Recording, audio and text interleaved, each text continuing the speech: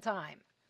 All right, burning to Plus, I have a trend going. Every time there is a new character, I'm dressing up as the new character. Right now, folks, getting I am continuing my trend. And Dom, buddy, I'm looking okay, let's see the chat. Let's get it. You know, the opposition here in terms of who let's get the show on the road. Let's get it. Let's get it. Hold on, I gotta pick this thing up. Tight here.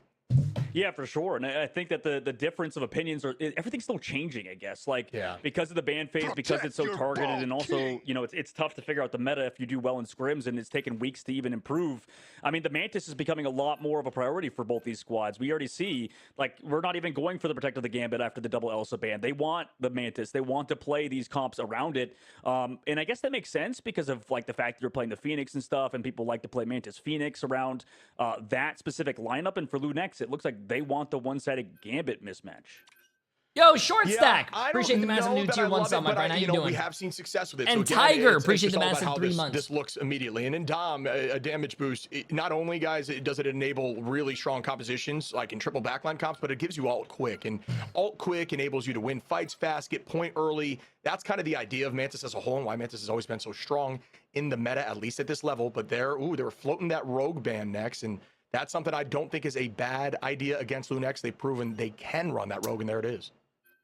Yeah. So far, so good, chat. Like Elsa bans. I guess I like it. it. The difference is maybe the Mantis bans that you have to do alongside it are a little bit more open, maybe. Like you have the Groot available, you have, you know, Phoenix stuff. You can really play most of the like duelist lineup. So that's always, I guess, something you have to think about. Invisible mismatch. Can you cosplay the summer skin Punisher? These squads towards like the latter half of the draft. Ooh, I don't know about that. We've had the discussion, right, Shib? Like, if you have the Mantis, you don't want to see that Doctor Strange on the opposite side, right? That's brutal with Mantis boost, right?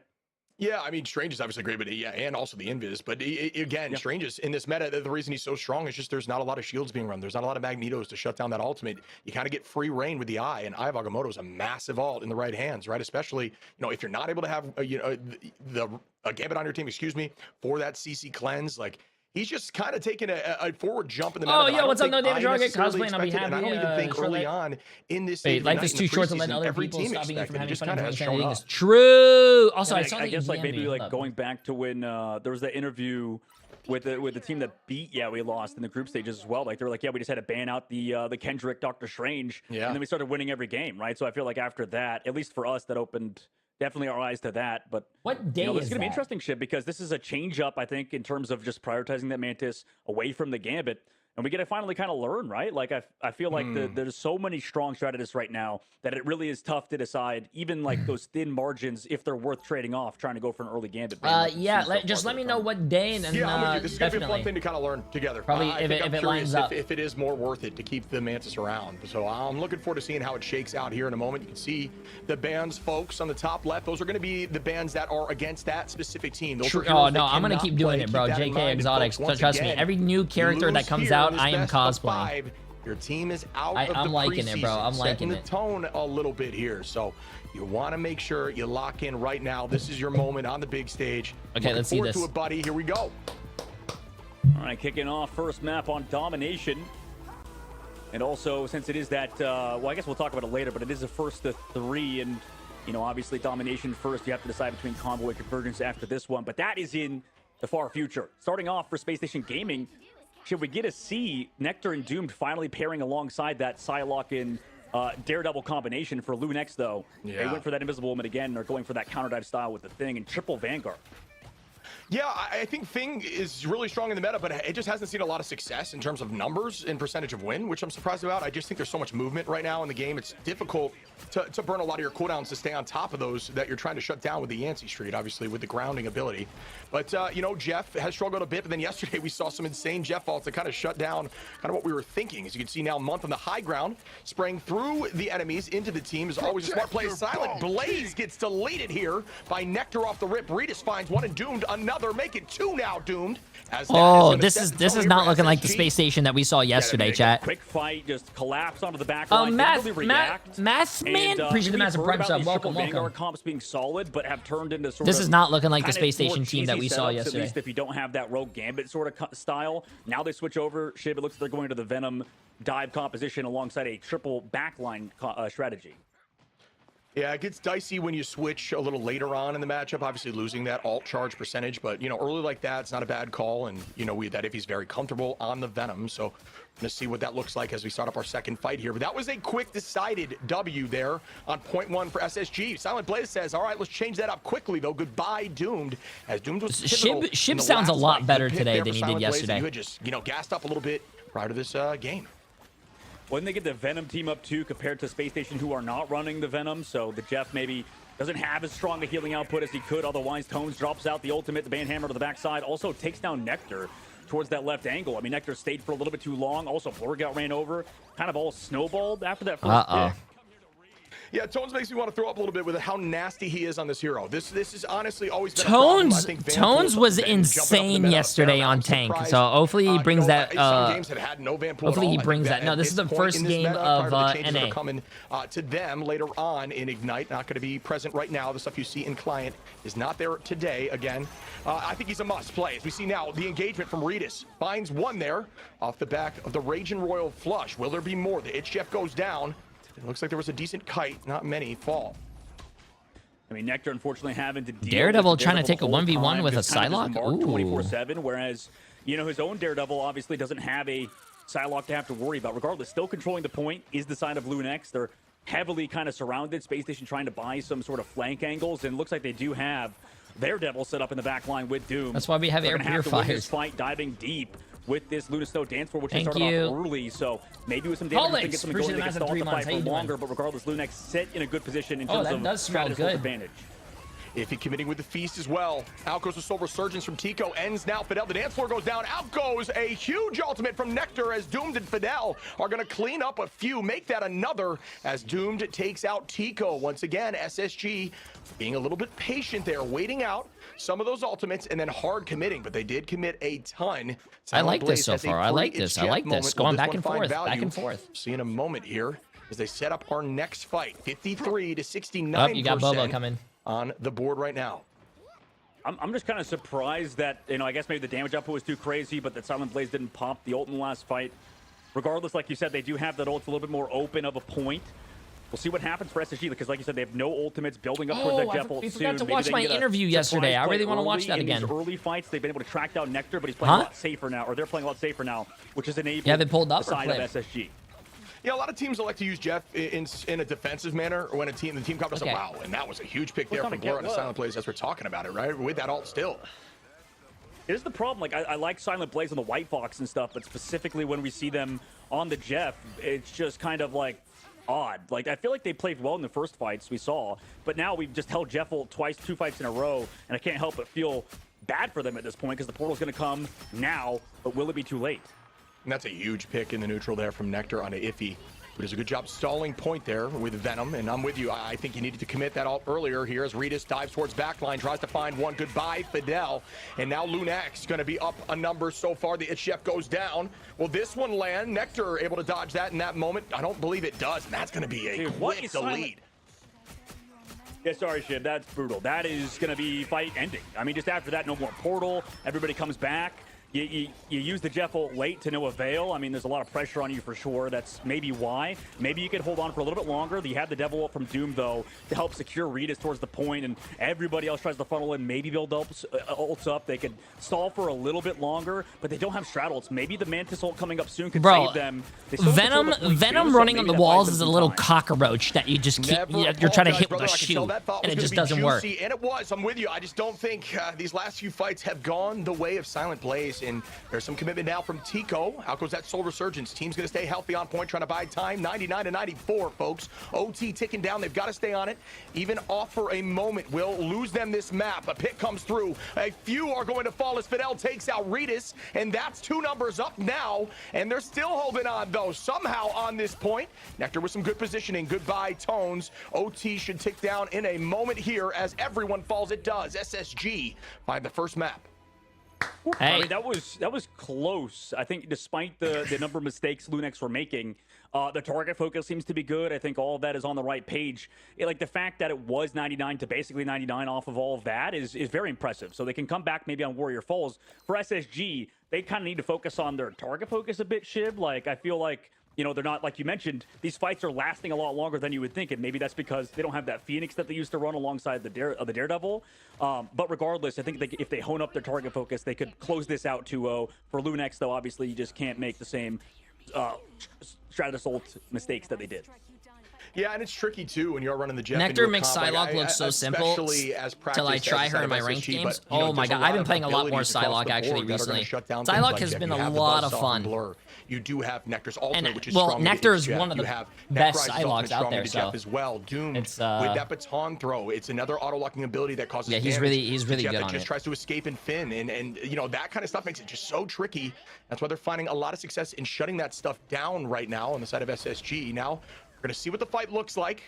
There is no ult advantage. Jerky plays for with the feast versus the dance. The team that just beat Virtus Pro, Navi. He was actually just here in the chat. He popped off. Again, folks, you want to win this point early. Positioning is huge here from SSG, though. Yeah, we'll see what happens in the upcoming fight. SSG goes first, like you said, immediately with the dance floor. Can they find the KOs afterwards? The answer, easily yes. Tones falls. Does anybody else fall, though? They use the Jeff ult in the backside from Silent Blaze. A little bit faster use this time. Looks like he got one in his mouth, but they still lose Logan on the fallback. Unfortunately, could not escape to that pool of healing. So, Space Station Gaming still sitting in control. It's as you said, Shiv. They look to be on point today. Yeah, and it's funny, they're not even running the Mantis right now, SSG, right? Like, it's something to keep in mind. That's not something that they've got on the docket for them at this point, but either way, look at this ult charge with point advantage. This is going to be very difficult for the retake. Doom going to commit now to let the devil out. Reedus doing the same. It's Jeff goes down. Does that one find value? Goodbye as Reedus takes out Fidel. Reedus, a demon on the hit scan, apparently also up in the melee form. Neck rise onto Tico now. Will we see more? Out is a huge Cutterfly. Doesn't seem to find just enough value yet. Pulls out cooldowns, and that's it as a two-piece comes in now to the side of LUNEX. And they should be able to control this point for a while. 8% and climbing, not a bad retake being down in ults like that. Hey, everybody pilled around Tones. You mentioned how good Tones is. Also, the fact that they used that Raging Roll flush. Everybody kind of zoned out Nectar's ultimate. So, excellent disengage by them. Taking down Doomed in the stagger as well. Control the point is LUNEX. So we'll see how this kind of operates moving forward. The swap from Tico over to the Psylocke definitely makes sense. It's interesting because obviously in terms of just the pure Psylocke matchup, you'd want the Snowflake maybe to kind of win those duels. But regardless, the pace of play that Gambit provides is crazy. Yeah, and a lot of commitment comes out now. Using that Freedom Charge to put everybody in there as Reedus finds one. It's going to be a good answer. Nectar on that trade onto Reedus now. And those were the call-outs we were mentioning. Two very strong duelists. Do you have any melee heroes in your ranked on your back? I whipped out the Wolverine sometimes. From the lawyer, Doomed takes out Tico. LUNEX want this point, 53% and climbing with some good positioning once again. Ult up and available for Silent Blaze. It's immediately I don't like playing melee characters. It's just not in my play style. And now Tones goes down and SSG looking good. I feel like when I play melee characters, I'm not doing as much as I could be if I was on like my hit scan or projectile characters. So therefore, that's why I lean more to those characters because I feel like I'm doing a lot more. See you while you're invisible. Not a fun matchup for any Psylocke player. Now in this upcoming fight, though, a lot of ultimates for SSG to keep holding on to it regardless. Shiv, these fights in the neutral have been so chaotic. It feels like first picks happen so fast. Yeah, I am a melee specialist. Sorry, yeah, my bad. And I like the change here from LUNEX with Logan. You know, Logan is actually going to make a switch to kind of counter some of this melee problem they're dealing with. Reedus able to find Month.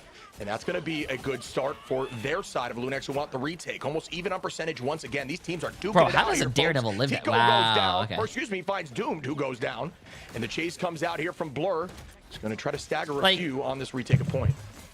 No, I do not wish I was better with melee characters. I grew up playing Counter-Strike 1.6 chat and 1.5. Like, I grew up, everything was hit scan, hit scan, hit scan. There was no melee characters. There was no such thing as a melee character. Maybe set up Reedus, force out double straddle, but here comes that's like a newish thing, and it's just. I think not able to I just don't want to. There, just drive them off point. I just don't care to learn. Neck rise onto Iffy, trying to escape. I do want to learn Loki and get better on Wolverine though, but Neck rise is going to be on the Scout Knives is not really melee characters, bro. This level of play. You know, there's a lot of folks looking up to them who are making the switch maybe from console. Shout out to all of you. A lot of these teams have been doing that. Out goes the dance floor now. The Fox to match it. What does the Fox say? Not much, because the Fox is 6 feet under. Well done by Blur. And the chase to continue for more. Fidel takes the height now. It looks like Iffy trying to find a few more. And man, it's been back and forth for days here on the KO feed. Yeah, you overextend and you meet Iffy with the tentacles in your face, so everybody else is going to fall. Who is the worst tank in your opinion? At that point, like I said, it is back and forth at the current moment. I mean, I've liked the Psylocke pick so far for Space Station Gaming, but sometimes they've overextended. Upcoming fight, they also use both straddles in a loss. A great question. You know, good target focus on that white box earlier with Logan, but regardless, upcoming fight, they're going to set up for a fast dive ship. Yes, Rogue. I wouldn't say Rogue is the worst. I don't know. I haven't tried the CC stuff yet, but I wouldn't say Rogue still. Massive, and it is. Finding the combo there with the tentacles to take out Fidel. I don't know. I think every tank is viable. It just depends on Penny. Penny, I don't think is bad as well, chat. In pro play, I don't think we see a lot of Penny, but I think in ranked, Penny is really good. Like, ooh, good. There from Silent, maybe silencing us in that moment, who saw a little bit of hesitation early on, and that is going to be a winning map. Yeah, hey, we got ourselves a match. We got ourselves a match. Getting off the Mantis, considering they weren't. Penny is very map dependent. Yeah, I would say as well. You know, I think that they were playing too stacked together. Usually you see these sort of Mantis players try to take some more off angles or something. They were kind of hard locked together in a unit, and that wasn't giving Silent Blaze space to breathe. So in hindsight, looking back at the situation that happened, obviously you could say it was tough ultimates from Silent, but it makes sense due to the fact that now wasn't Pong on the Atari a melee game back in your day? To bring it back, because Nekrise was full jackpot. I mean, he got all of the bounces. You're comparing Pong to a melee character in Marvel Rivals? Brother. Great call there, buddy. It's not even a melee game. Domination. Are you not entertained? First match of the Americas region. Why not, buddy? Heading up to 99% in every single map so far. These teams are locked in and they want it, but the question is, who wants it more? Nectar has ult available. Tico right behind. Doomed in the same boat, and that's going to be the ults we see in this first fight. And for SSG, I imagine they want to go fast with it. Same thing for LUNEX. LUNEX actually ready to go and peel off. They're a bit more defensive with their style. But in this case, they go aggressive. And actually immediately take down Nectar. Oh no, in the middle of it, Doom does pop his ultimate off, but meanwhile, it's only 1 for 1. Maybe make it 2, actually. Tico falls after his ult runs out, and the follow-up is there. Yo, enter for none. Appreciate the massive 5. Get the subs, my friend. Absolutely insane. Still ready to go, so can pop that if he wants. Appreciate it. No, massive W. Too far. Now they go aggressive with the Banhammer immediately onto Fidel. That sends them all the way back. And it looks like LUNEX are going for a portal, so they're not even giving up on this first fight just yet, Ship. Yeah, and the idea is to cut off this angle, make it a little easier for your team to get the point quickly. Wow, what a throw there from Tico. Oh, no, didn't catch it in that moment. Was distracted on the potential hero switch, I believe. Oh, that is he could have had that kill, wow. Pick there, but was on the hero screen, I believe, is Blur. Able to find Redis there now. Point take from LUNEX early on. Ult advantage still in the favor of SSG, who have Nectar. There's that commitment now. Dance of the butterfly, the cutterfly, if you will. Finding 1. Make it 2 now, Nectar. Come on. Nice. As they keep it going, and they will find a 3rd as Blur cleans that up. Yesterday in the interview, I did say I want to see Nectar on Psylocke more. He's a really good Psylocke player. Loser brackets is they were prioritizing, I think, a lot more Phoenix. Today, it looks like a lot more Psylocke. Maybe that's just how it worked out ban-wise. But upcoming fight, got the Jeff ultimate available for the side of SSG. Same thing with White Fox. Opposite side for LUNEX. Not as much of an opportunity, but they do have Venom. And Iffy has been huge with these Feast of the Abyss in the middle of the team fights. A lot of answers here for SSG available. Rita is going to start off with the Let the Devil Out, and there's those answers I was talking about. Both going to commit as month goes under. Fidelis does the same with the Fox. Dropping backwards, gets eaten though. Ooh. Fox still providing a lot of pressure in the front line, getting back to the team. Folks, remember, if you land that paw on the enemy, you do an additional 50 besides the AoE damage, so 100 every single swing. But that paw's got to land there, so good placement as Tones is able to clean up Fidel through that mix. Percentage 42.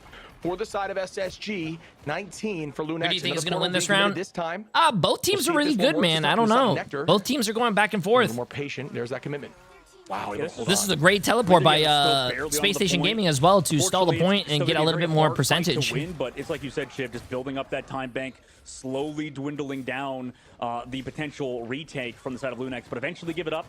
Going into the next round for them, but both portals utilized very early on in the fights. I think both tanks, both teams are really even. He also did commit the Feast of the Abyss, so Silent Blaze has an opportunity to go big yet again, but it's hard. Look how much mobility is on the side of SSG. It's going to be hard to catch anybody for Blur. They could maybe play around the Captain American ult and bait that out, but ooh, no, Iffy goes down early.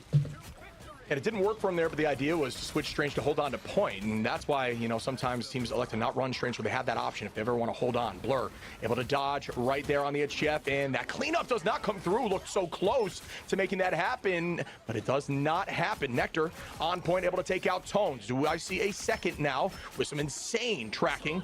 And yeah, this is going back and forth, bro. Now for the side of SSG, who want this point, and they have this point roughly even on percentage. Once again, these teams so evenly matched right now. Yep, exactly.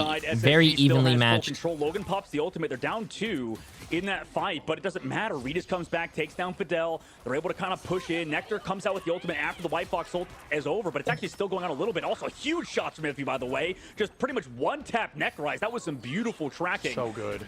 And after the ultimate, Nectar has to come back to the point into Iffy again. Oh. I mean, what a play by the Venom player of LUNEX to keep them alive on that point.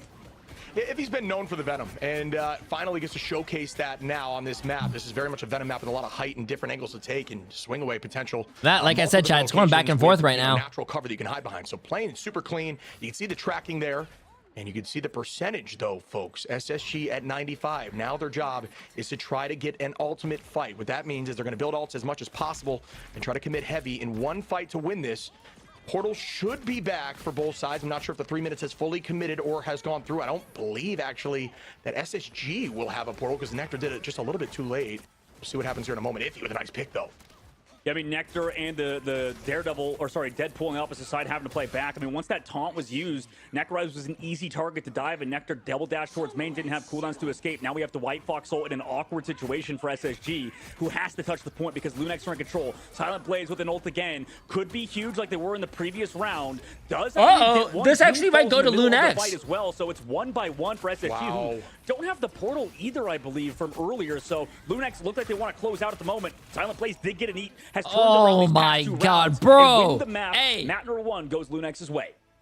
Beautiful play. LUNEX was really good yesterday against Swamp Gaming, bro. So, gotta find a way to Wick clutch up Elmo. at the Appreciate the end. massive new tier 1s on my friend. In percentage by roughly 35%, and the idea would be, you know, the team would play a little safe. Yeah, my whole bracket is messed up too, Chad. Don't even worry. But found Nectar really early on, finds another after that, and what do you know? At that point, up numbers. You take the positioning, you don't allow them to move, and you have this in the bag. Very clean play. LUNEX. Absolutely, and I think this kind of goes back to round 1, like you said, Chip. You brought it up, and it was a good point. Wait, like, Tico? Oh, he was playing support sometimes too. But I was about to say 3 finals. Regis, 16 finals on the Daredevil. Doomed as well was popping off. Nectar as well. It makes sense why it was tough for them in the first round, and specifically Silent Blaze, because they were so stacked together as a unit. They needed Tico's pressure on the flank angles. Yo, Real Dilemma. Appreciate the massive top D of the day. Love the stream, Jay. Just curious, why are we seeing more Cap and comp play versus someone like Angela? Dive is very popular right now, so usually your Venom, your Captain America, Dive, very good. And then also Regis to flex over to a lot Angela, which I don't think you see a lot. I think Angela is very map dependent as well. Like Hell's, what is it, chat? Hell's Heaven, like that King of the Hill map where there's like or a Rocco payload map where there's like that little pit where you can spear someone and knock them off the map.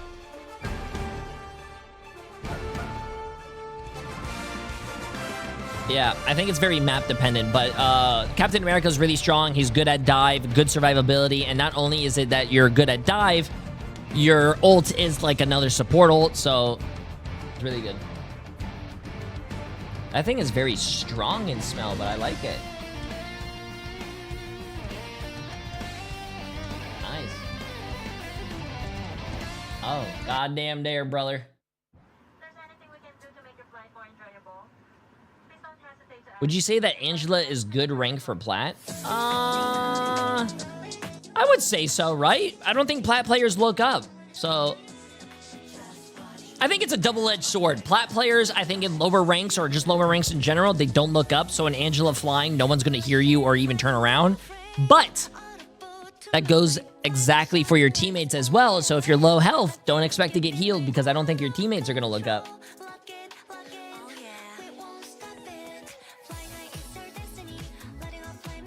Hey, I'm Trace here. Any way to help you, bro. Jay, I love it. I love your streams. It makes me forget about problems, and watching you makes me laugh. I love you. Please never stop streaming. Hey, I'll keep streaming until I'm 67.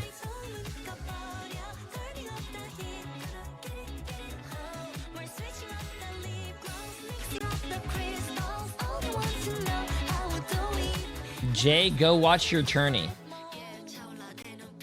We're on a break for the next 50 seconds. Yeah.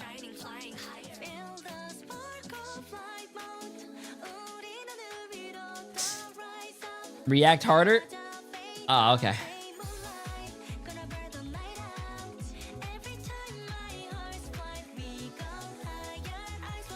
I have not played the new patch, but I did play Bucky on the preview server.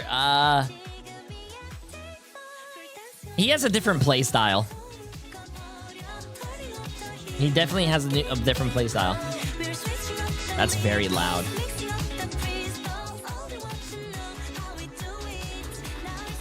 Count down with the timer. Oh my god, 5, 4, 3, 2, 1. Oh my god. Happy New Year.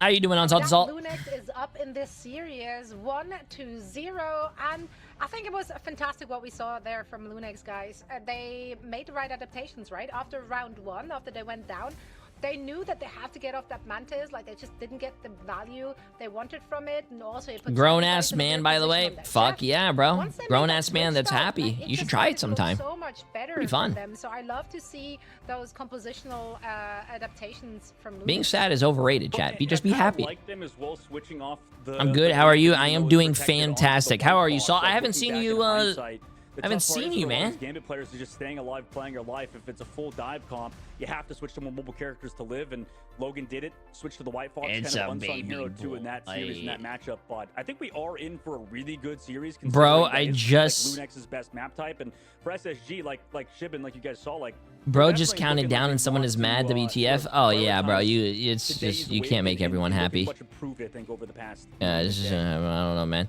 I'll be playing next week though, because this whole weekend is gonna be Marvel Rivals Ignite. SSG had 15 and 13 on the Duelist, right? And you look over, and LUNEX has 16 with Regis and then 3 with Tico. Like, they just played better as a team, and it's that simple. They stalled better. That's what that means, and that's why you can't tell the story from stats.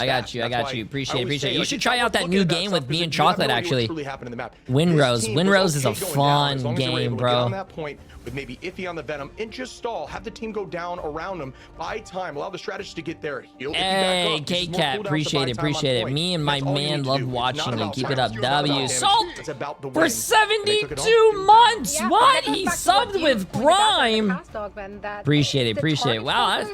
Appreciate it. Was just not quite there. Hence, LUNEX had the opportunity to drag out those fights for such long. Winrose is a fun game, chat. Definitely recommend it with your friends and absolutely. I mean, I know it's cliche, but it kind of comes down to fundamentals, and it comes down to preparation and practice. Like, I feel like for this SSG squad, it looked like they were maybe practicing more of the Phoenix stuff instead of like running the Psylocke alongside the Daredevil. It's kind of Boba is very social, very social. But yeah, I mean, it is kind of on the fundamentals of the team to popping off this weekend. Yeah, bro, I've been having a lot of fun. Like I said, doing these watch parties. Like Nectar usually is very good at like living and playing their life, but as you mentioned, Shib, like first round popping. Who do you think is worse in your opinion, a Thing or a BP in your backline? Well, why is a Thing in your backline? As a Psylocke, just because that matchup, I mean, obviously, it's not on the same level. Like, obviously, only like low eternity for me playing a lot of Psylocke. Just I hate playing Daredevil. Like, I think you have more issues. Like, the invisibility is not viable if you have a Thing in your backline. On you. So Nectar obviously marked by Regis, marked by the rest of the squad, and I think that enabled them. Whereas the opposite side for Tico, not playing for those stats, playing for the target focus, and also playing for the I don't know if I could ever see a Thing flanking. That's weird. And it really helped the side of LUNEX on that map. Yeah, if we're looking at the ban phase there for this first map, is there anything you would like to see either team change, Ironship, to have maybe a better? I've been saying for a while now, in the Americas region, I think if a team is really strong in the dive front, Venom is a bannable target. I think in EMEA and Bucky can still drop flyers with his E. They just they made it so you cannot have a grounding effect with your shift. That Venom, especially in Domination, where it's all about stalling, it will vastly help your team. I mean, 36k damage block, taking a ton of damage, buying a ton of time. Is super impactful. So I think there's potential for that, but that's again only if they get back to Domination. In terms of what I want to see, D Silva, appreciate the massive Prime sub, my friend. Welcome. How you doing? On both teams, I'm not 100% sure. That's difficult, but we saw what Ivy as well as Tones can do, right? Being able to dive onto those backlines, like, it's so oppressive. It's just so much space that is being created. What time is the watch partying ending today?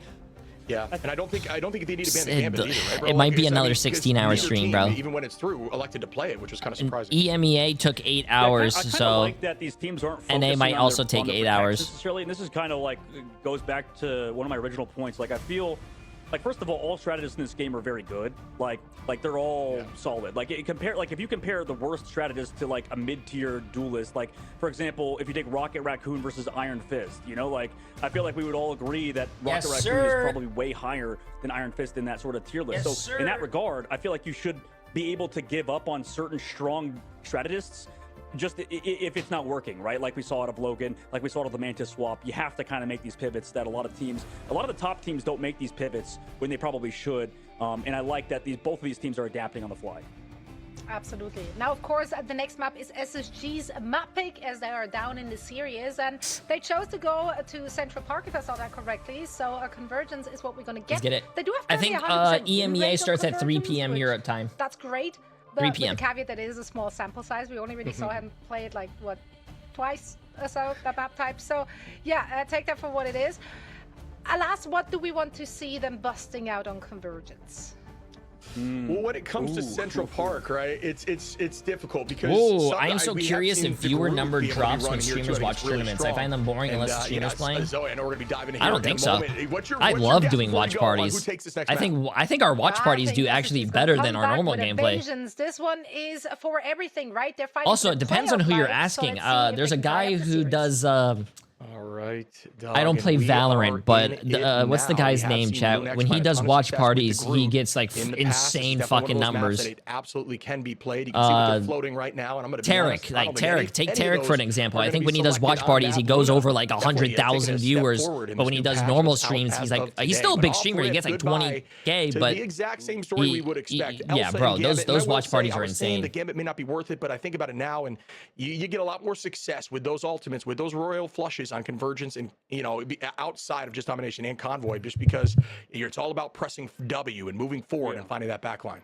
No, yeah, I'm with you. Like, you got there. Like, I think hopefully Marvel gets to that point, chat, so we can imagine this chat with 100,000. That's crazy, like, but for sure. Like, it depends on where we go next, and those sort of things. So, the big thing though is that you get the game. I love doing watch parties with you guys, though. I think on this map, also as a person who plays the game every single day for hours on end, it's very fun for me to step back and just vibe out with you guys, have fun, shoot the shit. Gambit can be tough to deal with, especially like you said on Convergence and Convoy.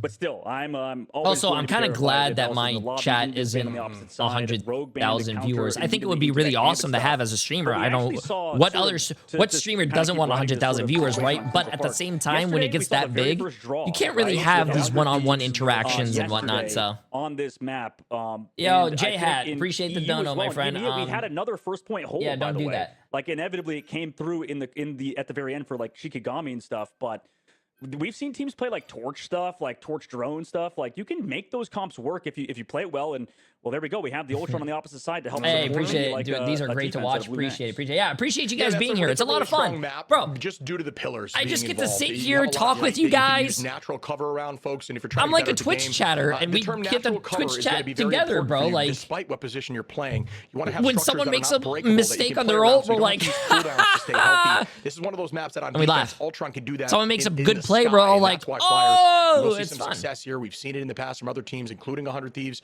who ran a mean Ultron. So we'll see what happens with LUNEX on that composition. But yeah, goodbye to the Luna, which again, since it's a tight choke, I can see some success with the clap cooldown down the center. Hey, appreciate it, Fraz. Yeah, I have a lot of fun making you guys, having you guys do the watch party with me. Fun. Okay, well, a lot more focus of the side of SSG towards these strategists. Right, Boba? And yesterday, I think we saw like 8 strat bans at one point. I think it was the last series of the day yesterday in North America. He's not playing Scarlet Witch, Opposite side, LUNEX focusing more maybe on specifics, right? Like, we have the Elsa removal to get that one-sided matchup. Less, obviously, priority on focusing Tico and more of the people that try to help him. So that's kind of interesting, though, in that we still get Silent Blaze on the Jeff. It's not on Domination, and I think that's kind of the big thing. They do get the team up with the Venom. But shit, like, what do you think about that? Like, I feel like Jeff, there's certain maps where he really dominates, but like you mentioned with the natural cover, I don't know, like what do you feel about like on these maps where it's maybe more tight corridors? Well, yeah, on point one, though, it's all about long LOSs with Jeff. If you can have a long spray window where you can heal, even if you know, a lot of the times with Jeff, if you're going a divey route, you want to play behind the enemy, healing your team through the enemy to deal damage, get that out quickly.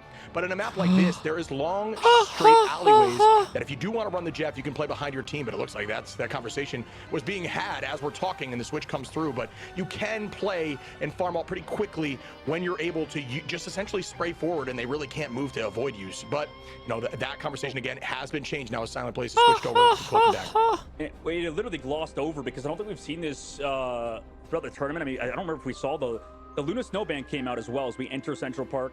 Like you said, Space Station trying to come back in this series. Are you so excited for PvE? I'm excited for PvE. See that route, like you said, on the defense. Tater, by the way, appreciate the Mountain Prime stuff. You know what I'm more excited about? What the? We're setting up.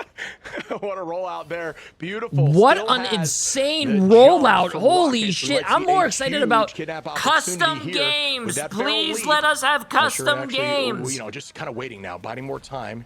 Trying to hope that they use some of these cooldowns before you commit. Nekry's on the height, using another one of those jumps to take great positioning. I'd love to see that from the offensive side of SSG. That was an insane rollout, though. I've never seen that rollout from a Wolverine player before. It's going to be a Vanguard for a duelist. And I will say, dropping Nectar, which has been very much a target for priority, is a good pick. And that's what you're looking for on SSG a lot. Yeah, I like that set play from the side to control that height. And now back on the low ground, though, Redis almost at that full instinct, so those cooldowns are going to come up really fast. Deadpool ultimate committed, Dan Hammer on the front line. They have to back up, but that's still allowing Redis time to build these ultimates. That large rocks where we can see off maps. Also on the opposite side, we can still see off maps from Doom kind of go for those grabs. Regardless, nobody picked off just yet. For the side of LUNEX, though, they want to play for that double copy with the Cloak and Dagger. Space Station are going to want to pull them out of it or hit. No, bro, there's no way you got. No, I don't want a picture of your ass cheek, bro. Unless it's like zoomed in at all. No, bro, I'm good, man. If you got a J3 tattoo on your ass cheek, bro, listen, that's awesome. I don't want to see your ass. I don't believe it's true. I don't want to know if it's true, but hey, that's awesome. Also, LUNEX, damn. If you are a fan of LUNEX, Redis looking incredibly strong on this hero. And honestly, I love to see it because we do, you know, gas up a lot. You know, Tico looks good too, but Redis ends up, initially it was going to be Tico on this hero. Redis ends up taking this over, and he's just been so dominant. Yeah, it's just a clean play from him. He went fast, and now speaking of going fast, Gambit ultimate coming into this next fight immediately pop by Month. They trade back Iffy, so they go from one fight immediately to this one where they set up Nectar aggressively with the Phoenix ult. Disengaged, though, from LUNEX's side. No portal, though, because Iffy obviously has that Venom ult, so they want to give up 2 ticks. Come back into the point, but it's against that group that you always talk about, Shep. And there's a commitment from Nectar trying to get good comms, bro. Good comms. When you're indoors, it's very difficult to burn the bird. Bang, it's coming down heavy. Able to find one as Nekry's takes out another. Nice. 2 pieces committed. Fidel with some great positioning. Both of these teams are going back and forth, bro. I love this. And now SSG, without a doubt, should have this point. They do. And they're walking forward. Great attack there from Space Station Gaming that wants to take this map and move this series forward. Again, best of 5. It's not going to be a game set match here for LUNEX if they come back. I like that. Huge if 100 Thieves wins the tournament, I'll get a J3 tattoo on my ass. Chat, don't get a tattoo, bro. But speaking of which, here's the pull. If you're gonna get a tattoo, get something meaningful, like blast out of it. But do they get pulled out of their own Cloak and your Dagger roll with parents' name or something, or something that you care about that you're not gonna regret in a few years? A little more. If your team goes down, you lose a point, and you still haven't used the strange ult or portal, excuse me, immediately portal as soon as this point starts, because the more time that you can buy before this thing is scooching towards point 2, the better for your team. And it's just been something we've seen a lot, but they are already driven backwards. I'm not really sure why they gave up that space back. And I guess there's the answer, as immediately SSG find one onto Iffy, and Redis able to take out Nectar, but not much more after that. Even numbers right now between the two. Well, excellently healing to keep everybody up, but that was 3 people in that Glartrox. Unfortunately, it was the passive of the Wolverine that kept them alive, but you did find, at least like you mentioned, Nectar, and that one Blur came back for healing. Straddle's coming up again soon for Month. They want to go fast, probably. We'll see if they can take him out of Logan's ult, though. He'll get the copy and a Silent Blaze, and for Tones, he already throws down a early Deadpool. It's actually quickly disengaged. SSG's been doing this. They're going to come back in fast afterwards.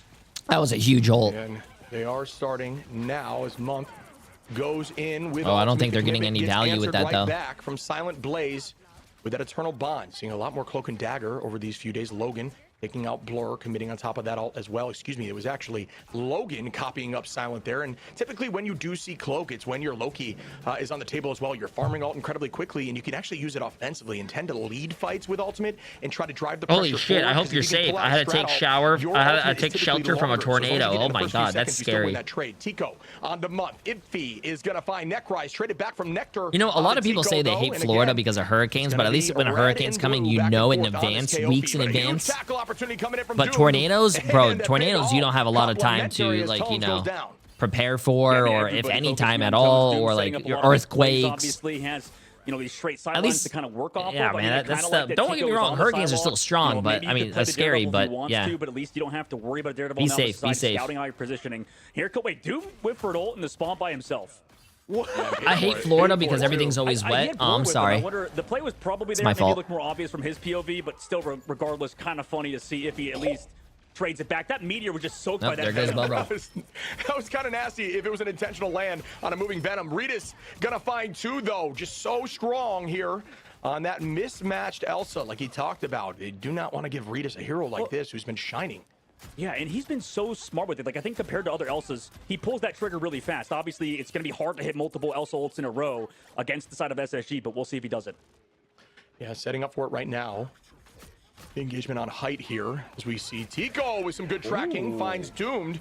And there is going to be, again, another Raging Royal flush. With this one, net some value. The chase comes out from Redis once more on the Nectar. And again, just absolutely dominant on this hero. And that's going to force out every cooldown in the book here. Not sure the eat was necessary after the whole team goes down. Potential switch here.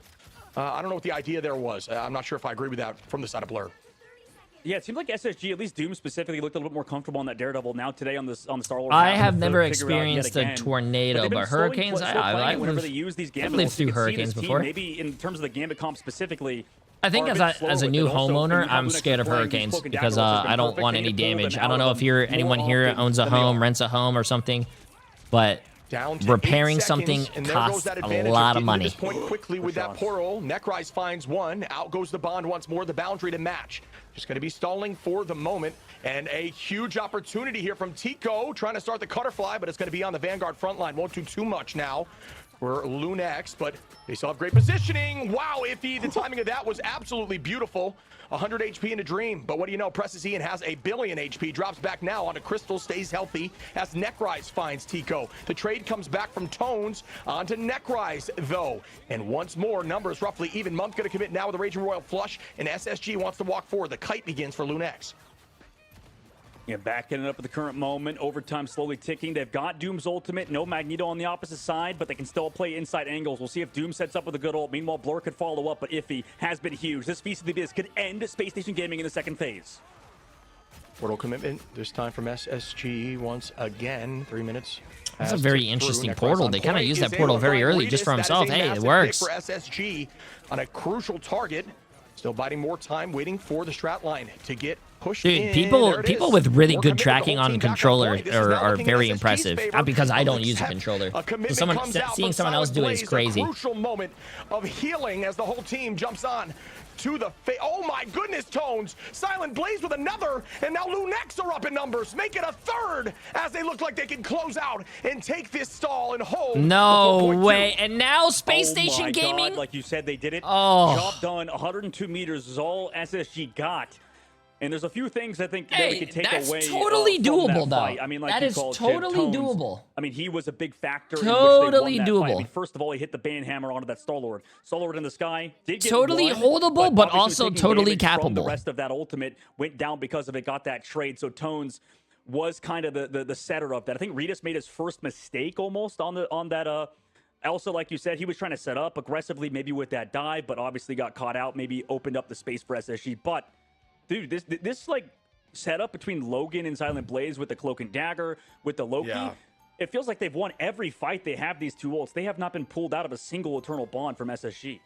Yeah, I mean, definitely a cerebral team. I like that. You can tell they had discussions, right, prior to this of what they wanted to do, and that's why you saw the switch in composition as soon as the fight started. They changed, went more triple van front line, elected to change up the strat back line, and then even on point 2, just locked in. Very crucial ultimates, drove and set the pace every single time, always had a longer time, and always found value throughout those strat line ults. Played even hyper aggro on cloak form after launching ult, which I highly suggest you do. I don't think SSG are cooked, chat. But just looking really LUNEX, good, like don't get saying. me wrong. They are. Dude, you know, We're looking like a really great team yesterday, but like, you know how like Logan gets those one-trick Loki allegations? You know, he's like not beating him, but like in a good way. You who know, do you it's like, main right now? I don't have a main. I play everything. Yeah, he's discussing on Loki. Hey, He's what's up, definitely in the Serbian? conversation. I There's play a few everything, man. other Lokis up there, Coopertastic, for example. That are really, 100 strong, Thieves but, plays ton of fans, later I'm sure, in the chat, today. as These always, are but the also first just a two really, matches of really the day are strong going to be Loki. lower Let the bracket, games and begin then it's again. the This upper time bracket. SSG on the defense, trying to hold point 1. We've seen it before, and they clutch up right now, and there is another double group matchup on point 1. Well, here we go. I mean, both using those walls immediately. Doom going for that grab on the right side, but trying to control some space because LUNEX are so aggressive towards this point. Everybody's sort of huddled on this inside angle, but Doomed immediately forcing out Iffy's E at the very least. Maybe the Hey, I do have Lord Squirrel Girl chat, so hey, don't hate, bro. Don't hate. Oh, what a shot there from Necrise onto Redis. Set the tone, put them up a number. Huge tackle as well from Doomed. Redis able to find Nectar with a trap, which is so funny. Even while not being Sentinels in that fight, won last still night. making something work out and finding a final. But there's a lot of commitment. No. I think. I mean, it'd be surprised if LUNEX is able to hold on here. This is one of those moments where I'm talking about where Sentinels. you know, she gets a ton of finals, but somehow LUNEX are still in the fight. And Logan finds one, and now another one comes in from Tico. Yeah. How do they do this down numbers and ultimates as a whole? It's just such good communication.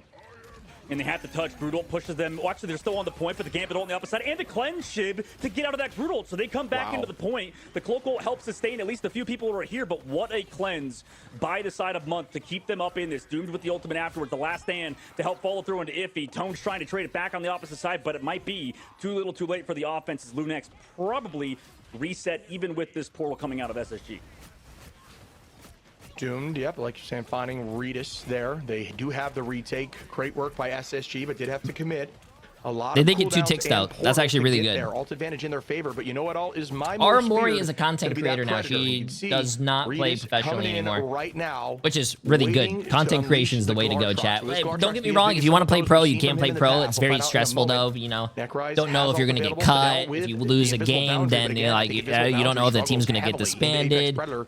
We'll see if he Has a wins. lot No, of let's not positives do. and negatives. Ooh, Oh this my time catches God, nothing. bro. That's what we Come call a on. caster curse, folks. Come Well, on, it man. happens. I mean, people act like the Elsa ult is really strong, which it is, but Elsa you know, ult is it's very too hard to be consistent strong with to it. be Obviously, that situation missing, dude. Forced it out too early. Now they win the next Content fight because of creation it. is So, yeah. Especially all tracking too, right? But like so I mean, much like when you're so tracking, I they want to know, say and that's why they're easier, playing but so so safe. much more relaxed and Yeah, absolutely. Next not fight coming up, though, Shib. Minute 30 as left stressful. to go. Ultimate's available for LUNEX. They can go aggressive with Silent Blaze's ult. But SSG, they look like they want to make the move first. Here comes that ult. Let's see if Doom pulls somebody off the map, but Invisible Boundary met by Fidel.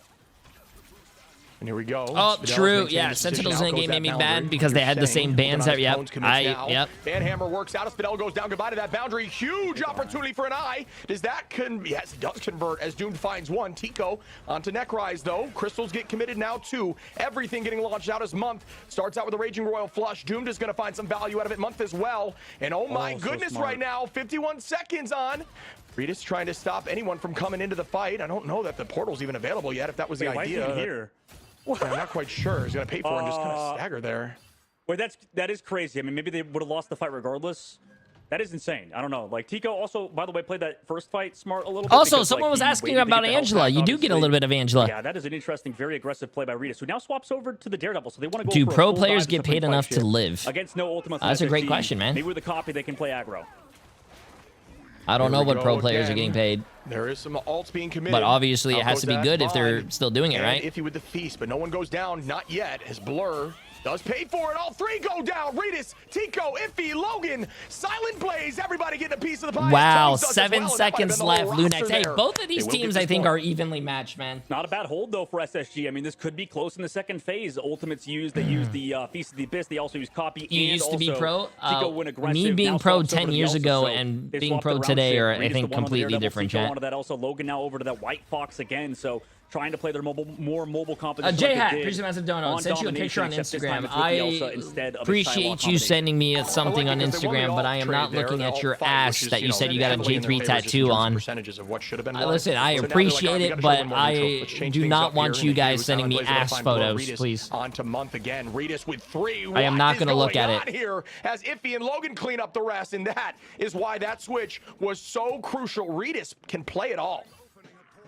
I mean, this Angela stuff is just not really working for Necrorise. Maybe with the Soul could be. Why can't you do content creation and play pro? You can. There's a lot of people who made been a little silent compared to Iffy. Who do that, but you have to make a sacrifice. Everybody's playing mobile around it to get not get hit, and oh my goodness, Reedus. You have to have a healthy balance.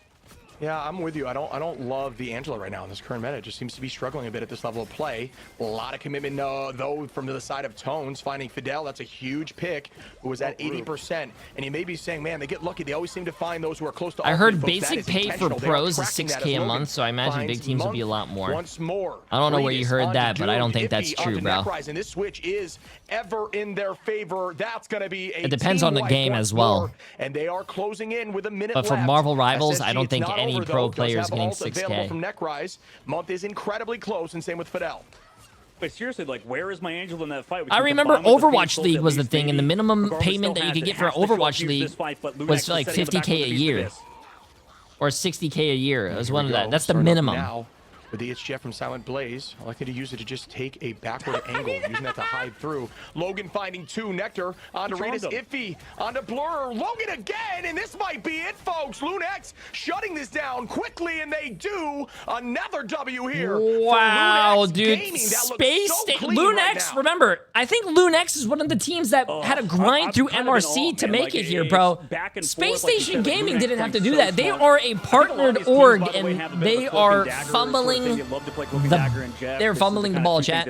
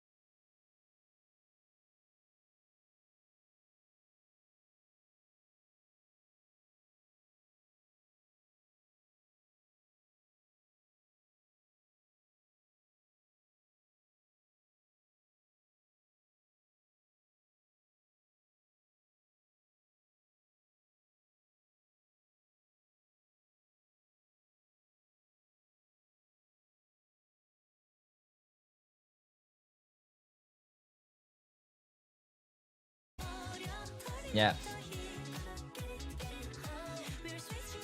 Pretty cool, man. Pretty cool. Pretty cool. Hey, it's actually really cool to see the players as well. It's a lot of Fate came here, Jerky came here, Terra. Yeah, bro. I really I can't even speak right now. I've been lack of sleep.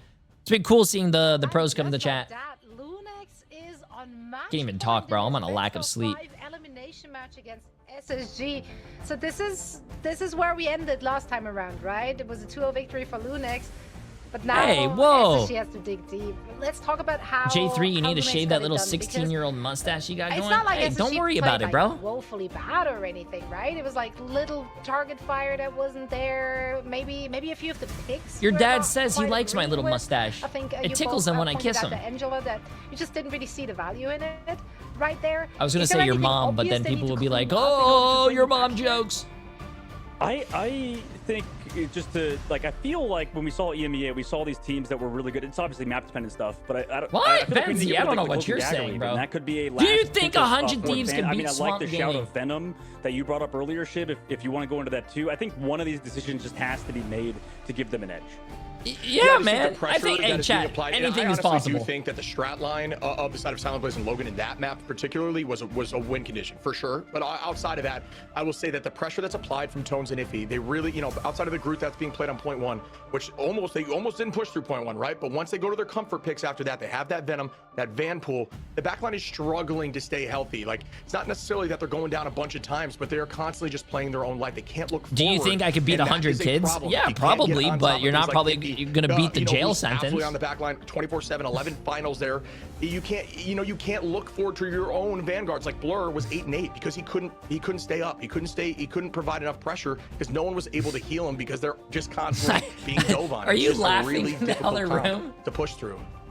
It seems so relentless, right? I actually think nobody in my chat could beat 100 kids, bro. I think there is a power in numbers, and I think 100 kids would overwhelm you. Everything seems to be clicking. They're winning neutral fights. They're winning. Yeah, because I remember that one time an 8-year-old bullied you. That 8-year-old was a piece of shit. He's lucky there was a gate there. Hey, listen, I don't care, chat. Hear me right now. My hands are rated E for everyone. That kid was an asshole. Emily and I were walking past a school. One of the kids kicked a soccer ball over the fence, and I picked it up. And I threw it back, and some kid was like, "Oh, you think you're so fucking strong, huh?" And I'm like, "What the fuck? I'm helping you." He was being an asshole. Maybe it's not necessarily gonna. I'm not gonna say it's falling. Fuck that kid, bro. Hey, kids nowadays are pieces of shit, man. Hey, listen, if there was no fence there, I don't care, chat. I would have picked his ass up and threw him like a goddamn frisbee. Like in the cartoons, when you see someone fly away, like in Pokemon, when they fly away and there's like a little star in the sky. Yeah, bro, I would have done that. Sometimes at the very end. And I think that might be a good play, considering Silent Blaze. He's shown a lot of very good Cloak and Dagger. It was an play, asshole, man. White Fox gameplay, but obviously Logan's playing a lot of that White Fox, and then on the Jeff, Silent Blaze is doing good. So I just think maybe focusing on one of those two heroes would really benefit the side of SSG and would result in potentially coming back. It looks like you can't ban out their backline too, right, guys? Like, I mean, like, the backline still gets MVP. Logan MVPs that, and I also think as a team, their whole side is doing a great job of marking Nectar. Like, Nectar has been heavily struggling in these matchups and getting KO'd a ton. I think there's just a great emphasis on Nectar hate. Who's trying to play. It's really difficult to play Psylocke into a team that's not afraid to play Loki and also DD that can track you, and they are absolutely taking advantage of that. Yeah, I mean, at this point, like, what haven't they tried, right? Like, now I guess you have to focus on banning out the Vanguards, but there's so much flexibility there as well between Iffy and Tones. They've been showing us that they can basically play it all, right? So, yeah, this is an uphill battle for SSG, which are finding themselves in this position to, I believe, most people. Some kids were recording TikToks and their phone was against the gate, and my friend kicked the gate, and the phone fell in the concrete. Not gonna lie, we ran. That's a dick move, bro. Poor kids, man. Not laughed at, but smiled at, I guess. Like, oh, it might have been a fluke. Maybe like other teams just didn't show up on match day. But like, I think they're really proving right now that they're the real deal. They are, man. Like, this team is so good. We're going to Midtown next, by the way, and I think it was either between Midtown or like maybe Museum of Contemplation when we go to another convoy map. But this is obviously the last map. Yo, Comic! Appreciate the massive prime sub, my friend. How you doing? First 3 games, you start on Domination. You can choose between convoy and Convergence. Oh yeah, going back to what I was saying though, but with the pros and their salaries, I do think there are some this is why I love doing content with pros, especially as like, and I watch a lot of them, and I try to, I try to be friendly and become friends with a lot of them. But I feel like I am the unk of Marvel Rivals chat. A lot of these pro players need to realize that pro gaming is not going to last forever. You need to have a fallback plan, especially if you love gaming. So streaming and content creation, a lot of pros who. Being a pro is fine. It's a great way to get your name out there. Look at people like Sure4, XQC, all these people who used to be pros now are content creators. It's a good fallback plan. And it's, unless they don't want to do that, that's perfectly fine. I'm not trying to force anyone to become a content creator, but it's a nice way to make extra income. It's a nice way to get more popularity for your team if you're a pro player. It's a good way to it's a good way to make yourself more valuable. If you're a pro player and you're really good, let's just say you get $100. But if you're a pro player who has a community with a big community backing you, that $100 might be like $500 because you bring that extra value to the team. Like you bring jersey sales, you bring so much more to a team. So that's why I say, if any pro or any person wants to do content with me, bro, I have no problem like thinking of ideas and collaborating and stuff. And I hate that other people don't see that as like, a collaboration or like, helping each other out. A lot of people will be like, "Oh, you're being a leech," or "Oh, you're doing this." Like I hate that term. No, bro. People, listen. You gotta start somewhere, man. Shit, I'm like best friends with when Tim the Tatman plays games like this in Overwatch. Like I'm best friends with fucking Tim. I love Tim. I streamed with Tim. He was the first big creator I played with. I was 100 viewers, bro. And SPACESTATION.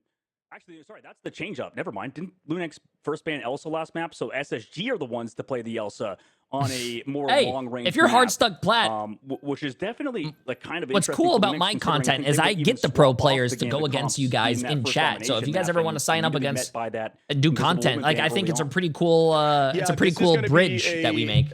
Change here for sure. Like, when are you guys ever going to play against a pro? In my game, community games, you have a chance. And this has the potential to see some triple comps, triple Vanguard. It's been typically triple LBJ Vanguard, or MJ. Sorry, I don't watch tennis. When you have the Elsa available, so we can see what SSG wants to do when they're defending. We'll look at what LUNEX elects to do in a moment. But the idea for SSG is have a spawn break composition. Every team has one. I always look forward to looking what they are, seeing what they are. But I'm glad excited you have as we 150 viewers back now. Against the wall here for SSG. We have seen teams. Funny enough, I stream without my view count on.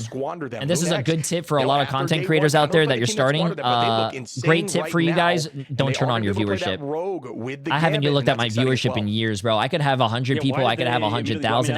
I'm gonna act the same way as I do regardless. Having your viewership on and watching your viewership go from like 10 people to 5, it really fucks with your mental. To do against specific compositions. You might be like, you overthink that stuff. You might be like, oh, was it me? Did I say something bad? Am I not funny? Am I not good? Blah, blah, blah. It's pretty mistake in that regard, but they're immediately going to go for that Star-Lord. Turn off your viewership, bro. I mean, it can be good, but we still allow tank pool to get through and stuff. Like, I think you can counter with other Wait, regards, you missed them calling means. you Short King. Wait, what? Who said that? You mentioned at the beginning, like, LUNEX's ban phase looking good so far. I mean, the only downside... Wait, when the fuck did they say that? Could be the nail and coffin off the rip, as we've seen in the past, but Wolverine protect at the very end for SSG in case there's some Groot stuff that I know that you've pointed out before. Yeah, I think Groot... And you mentioned at the beginning, like, LUNEX's ban phase looking good so far. I mean, means... But still, I think we'll get through and stuff at the very end. Feel like a small mistake in that regard, but they're immediately going to go to team up. Does feel guns pop up before what to do against specific. SPACESTATION Gaming looks like staying envisages the gambit, and that's exciting as well.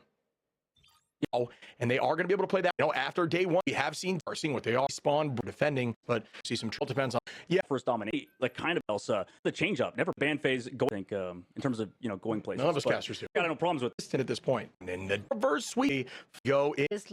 Big, I can't find it. Great composition of SSG does have that Wolverine.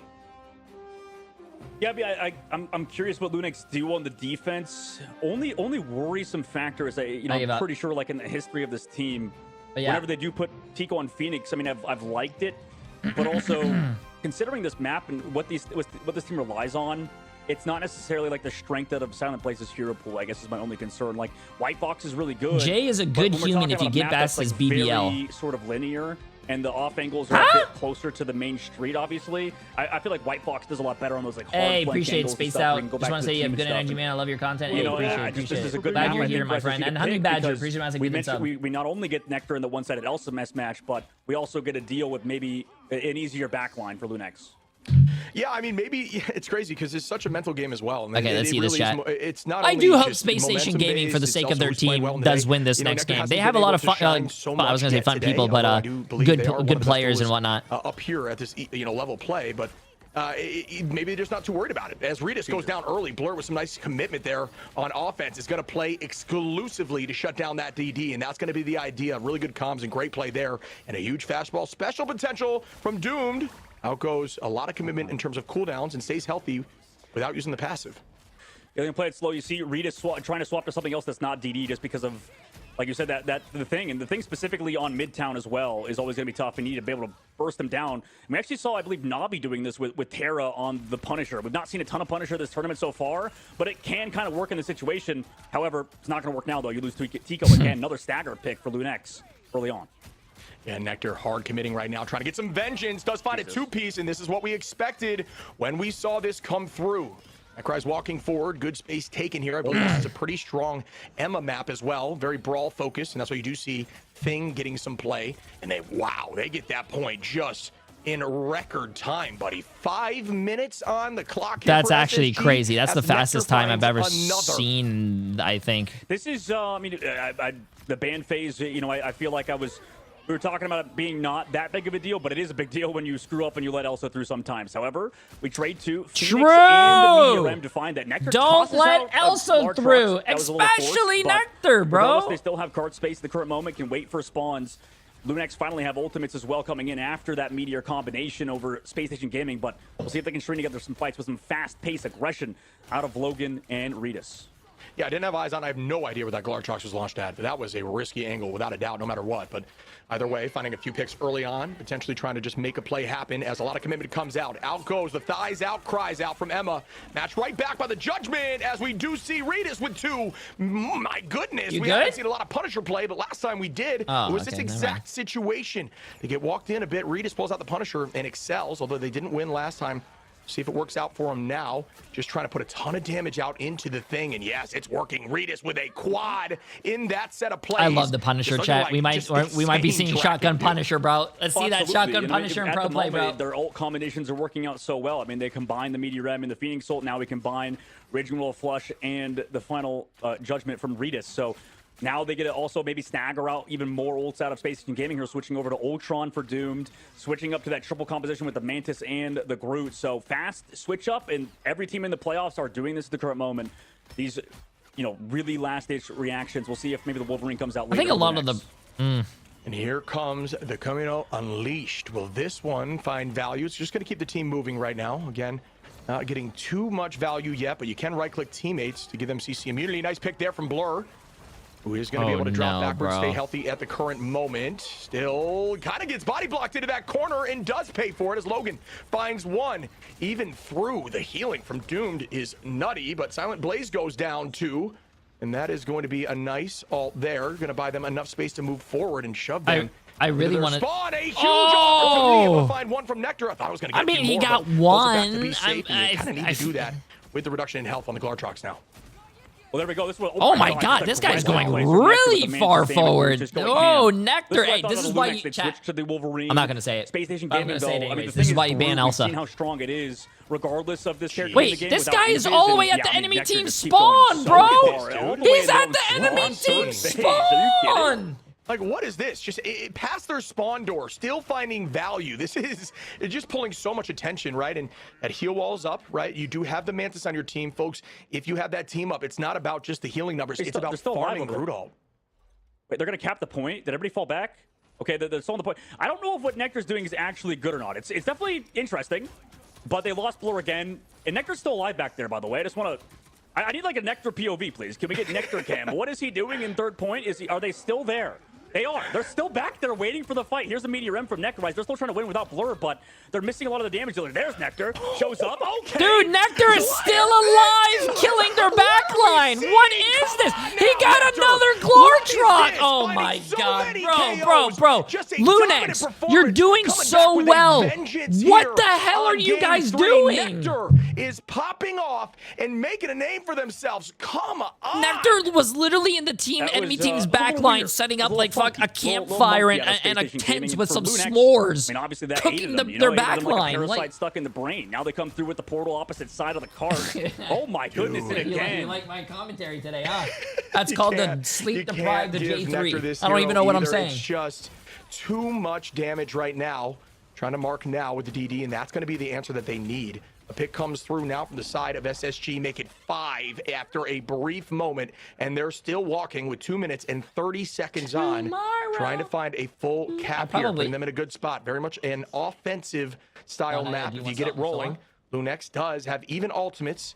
They'll have almost every single ult besides Tones, which gains very quickly here in this next fight. I did this. Well, the problem is that SSG are playing comp. I think that was popularized a lot last week with the Mantis and Ultron and stuff. Haven't seen it as much in EU and EMEA, but over here, I think this comp is very hard to beat. For LUNEX, I mean, maybe they could set up Tones or something, but with a damage boost in the sky, Doomed is going to force everybody to fall back, and they have to actually go aggressive with Redis alongside the Raging Roll Flush, but can't even find KOs through the Mantis.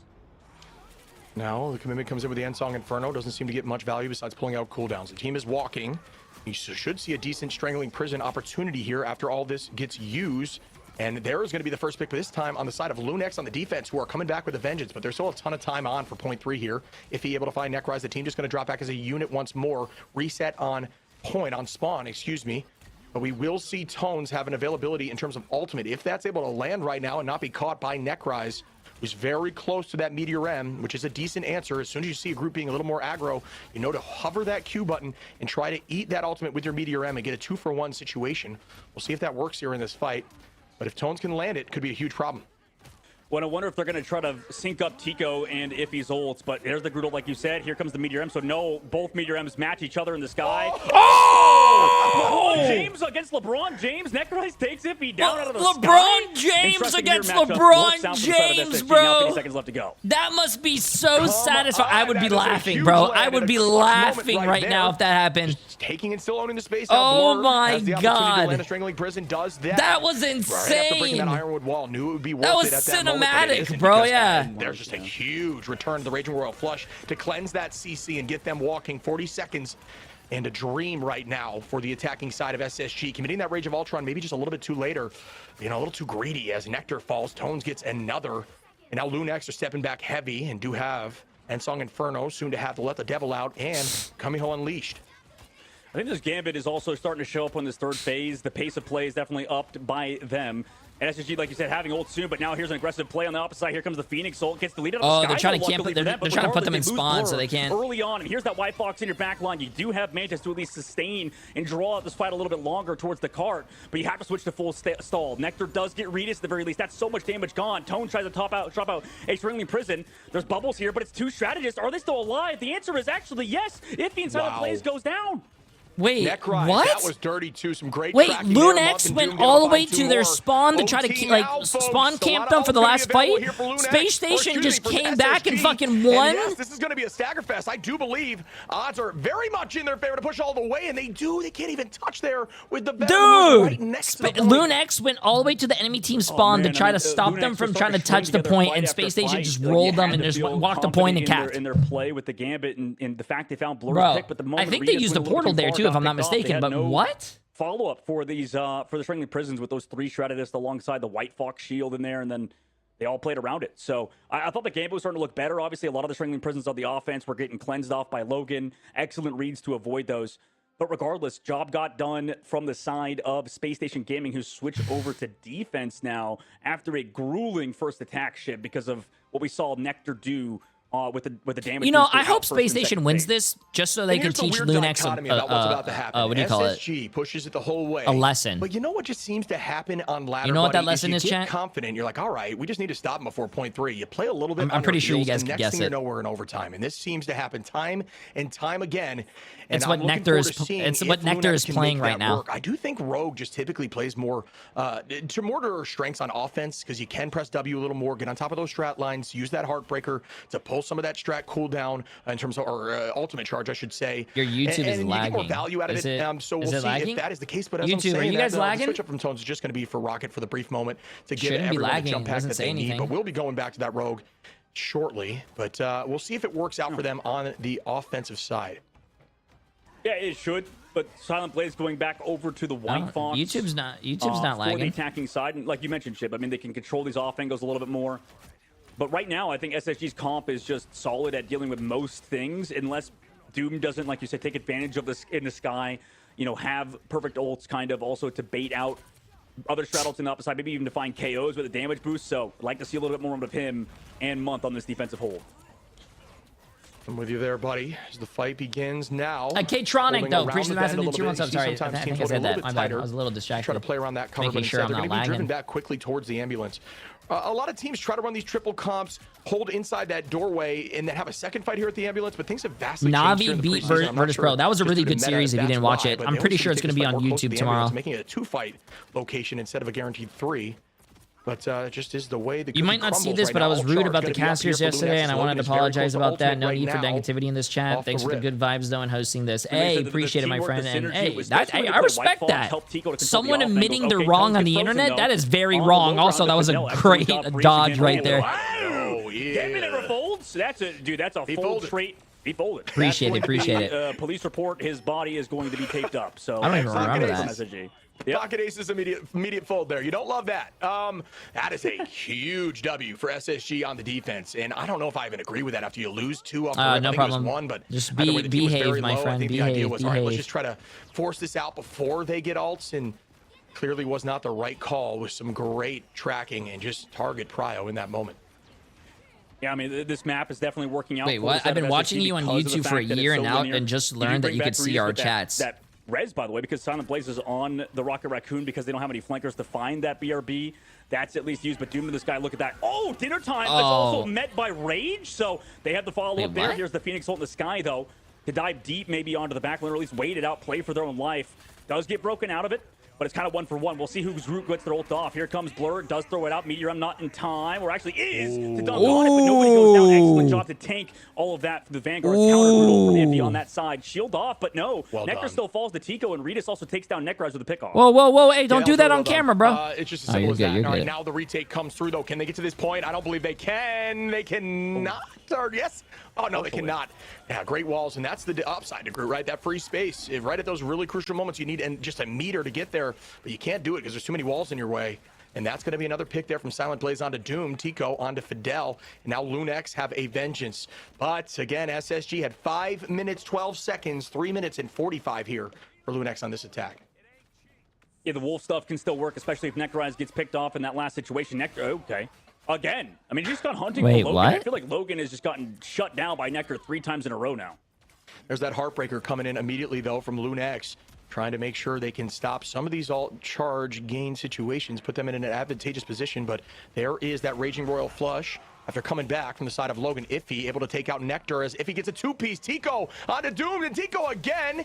Iffy and Tico now stepping up in this moment as Fidel cleans up one, but it won't matter as another pick comes through from Iffy on the Groot. Maybe is the tree. I am Groot potentially from the side of LUNEX, who want this space and have plenty of time right now for this point too. Yeah, this is the thing we pointed out of LUNEX in the past. Whenever Iffy does well, the team seems to follow. And, you know, it makes sense. Obviously, we Groot with the team play. Tico sitting on the flank, though, Shib, ready to go with an ultimate against Space Station Gaming, who are grouped up together. Yeah, this is getting intense, and we talked about maybe playing a bit on your heels when you feel like you had this happen, and Tone's able to find 2, and Silent Blaze able to res back Tico after the early pick, so numbers still in their favor. Huge positive. Wait, they just got the point.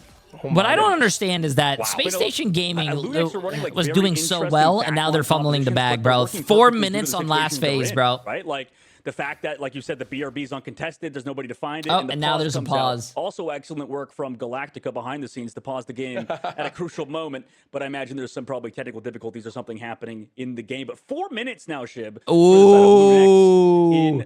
Do you guys think that LUNEX, no, sorry, Space Station Gaming paused the game because they were getting rolled and they needed a breather? So they're trying to slow the momentum of LUNEX?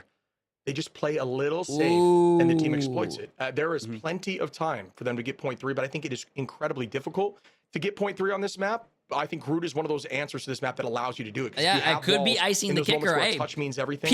People could say, "Hey, man, my headset died. Oh, my mouse died. Pause, please." Sure. And then like, they're hey, taking advantage of the situation they're in. People can do that. Teams try to like kind of hard focus on like running the meta strategists without thinking about why they're played. And for LUNEX, like obviously you don't really think you want to play Rocket Raccoon in the current patch, but because of the situation they're in, like we said, this was kind of something we saw in the grand finals, even at the mid-season. Teams are starting to kind of realize if they don't have any flankers, we could just drop the BRB back in a safe spot, nobody can hunt it, and then we get the free res off. And yeah, we don't get as good of an ultimate, but it may not matter if we're always up one in every single fight. So first of all, your controller could still die, bro. Considering as well, because like LUNEX were trying to fight hard for these off angles, and it wasn't really working on their defense. But now they've swapped off the White Fox, which everybody would consider a very strong hero. It just wasn't working in that matchup, also, right? Because since we're doing so much damage coming down range, right? Yeah, I'm 100%. I don't know what's the issue with this. I don't know what the issue right now is with this. Oh my God, look at Dogman's face. Bro, I don't know what the issue is with this Chrome or YouTube. I'm having issues, bro.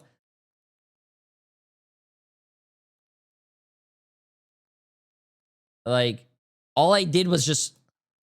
Sometimes you don't know whether they're literally even in numbers. I wanted to show chat this while we're on a pause chat. I want to show you guys this. Look what happened. This is a new generational GIF that just dropped. Look how funny this GIF is, chat. Ready? He looks like he's crying. The guy's trying to cheer him up, and he starts drinking, and he's there. Bro!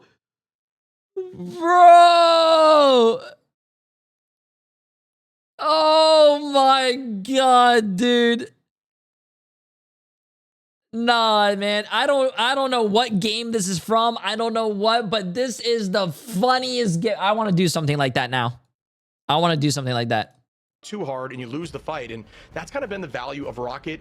I think Rocket. I want to do something like that now, bro. That is the funniest shit I've ever seen. Not as frequent right now, although is being played by LUNEX, who also have that Rocket, right? So it's tricky. It's really working for him on this attack. I'm looking forward to seeing what sanitizer? No, it was like he could have filled it up with water for all we know, but he was like drinking probably because he lost and he was crying. Because you need to buy time right now. There's how much? It's almost 4 full minutes. That shit is funny, dude. That is. They really should be whatever the context is funny. It's kind of the same problem that I think that LUNEX were having on the previous 2 maps. Where they would stagger a lot and can't switch off compositions, because I think when hero, so you think like, maybe Emma, maybe Thing, but she has a ton of movement, and if you're playing properly, you can. What's that? Maybe Hulk. Yeah, Hulk's not horrendous either. Yeah, it's similar to like how you'd mark Cap with Hulk. I think Cap actually struggles into a good Hulk because you can really trace down, exile on those moments. It's a skit? Really? It was a skit? Your team, right? That's where things get dicey, and that's why we always say the teams that I thought it was real, bro. I want to do something like that, man. Chat, what's a good idea? In this current meta, because there is so much viable heroes to play. So many viable heroes to play. Absolutely. There's a lot of decisions, and you kind of almost get overwhelmed in terms of the decisions you have to do, right? Like that's the tough part for a lot of these squads, but the most flexible teams seem to have the most success. We're getting back into it. Win? Yes, Navi did win. Oh, we're back. But we're going to keep going with the Yap session, actually, because it's 3 minutes and 45 seconds left in third phase, like you said, Shib, and this is SGSG's tournament. Life on the line. Obviously, if they stop LUNEX here, they'll feel much more grateful instead of having to switch back and forth yet again on offense and defense. Yeah, they need the momentum here. And right now the momentum's right back into LUNEX, who have taken the advice of yesterday, getting that confidence back and clutching up in moments where they've been dicey. And they are making it work. If he finds one, doomed another onto Tones there. Look at this space that's happening instantaneously, dude. That's going to be a pick, but they're getting so much room. They're not being able to be held at that spawn door. Their first fight's going to be around the first bend, but you know, this is a time, yeah, now they're going to move them forward. They're going to gap this point, allow it to slowly move backwards and take the fight right here around this natural cover by the spawn door. It's tricky. This is that lane that certain heroes really do excel at, including things like the Groot on defense from Blur. There is a ton of ults available here for SSG, but the problem is going to be that Logan combination with Regis, which could be massive here with that huge Wolverine play. Let's see if it happens right now. They go in with it immediately. The switch up, and there's that Groot ultimate. Oh my goodness, that was it eaten or just hit the Luna in that fight? So excellent job from the team, regardless, not get hit by it. Here comes Tones into the back line with the ultimate, does get shut down immediately in the switch up. And with Doom going over to the people Phoenix, can ask hand for out a them pause so far, in with game Month also chat. switching off What the typically observers do is they turn off game chat, so we usually don't see game chat. Sometimes it's there and it's really funny. You can see people type, but usually if something goes wrong, the players can just type PP, which means pause please, or pause, or pause, PP, pause please, and then the people who are spectating will pause, or whoever the owner of the lobby is will pause. Somebody stop them as Nectar once again finds Logan. It's actually D-Wade, LeBron. Too many basketball references, sorry. But excellent work from those two. And the switch up, again, panning out. Pausing is the same thing in Overwatch League, yeah, I'm pretty sure. Sort of high ground angles, off angles, wherever you want to call them with the Luna Snowflake. Oh my goodness, again. Okay, goodbye, Tones. See you later. HP gone if everybody's hits a headshot. Yeah, I'm pretty sure the pro players and whatnot, there are rules next patch, right? But to not abuse it, but yeah. Back to the spawn, slow walk. I don't know what the rule book is, Chad. I'm not a pro. Maybe like the you know, I don't know. I mean, probably well. I'm pretty sure there might be a limit on how long you can pause. Movement sound to the point where they cannot hear you. So a lot of teams will do that when they're trying to find a cheeky play. With something like the Glartrox here, Iffy, with the Meteor M available. Nectar is trying to make that play happen, and there's that ultimate. We're talking about a two-piece, and Dream walking backwards. Yard, goodbye, Tones, too. A huge ult here. That's why you ban SSG is clutching up right now, becoming the team they needed to be on point 3, a very defensible side of the map, and a lot was committed. There's going to be an answer with the Kamiho Unleashed from Month, but Tico and Iffy do have another really strong combo that we've seen a lot in the past. Yeah, LUNEX is starting to look a little scared. You know, I mean, they switched Silent Blaze over to the Gambit now for the first time this series. Sometimes, you know, sometimes what Hug said, a lot of these teams might sometimes ask for a pause. I think you might have 15 minutes, 30 minutes for a total pause. So what a lot of teams do is they ask for a pause. If they're struggling, they might pull up a J3 video and watch the rank 1 J3 Hulk video, and then, oh, that's how you're supposed to play Hulk, and then they do that in their games. SSG made the right call. It's a pretty good strat. When they use Meteor, oh, they actually didn't even Meteor M, excuse me. I thought I heard it in that moment, but I guess not. End song was enough, so even better by LUNEX to really not overcommit there, as Logan does have the dance floor Iffy with the Meteor M, and it could be something we see here, but Month, Blur, Necrise, and Doomed all available for queues. It's all about value now. Who makes it happen? Tones with a huge dive, forcing out the dance floor early, getting to point. Strangling Prison goes out. Meteor M as well. By the way, pre-season for 7 months. And that is going to be massive here for SSG, and it's going to be very difficult for the retouch to come through. Tico switching immediately to the Strange, but OT ticks down. Our first game of the day is not going to be a sweep. It is 2-1 from SSG that keep the series moving forward. The series keeps going, chat. Hey, if Space Station reverse sweeps, that's going to be crazy, but LUNEX needs to learn something. Ban Elsa.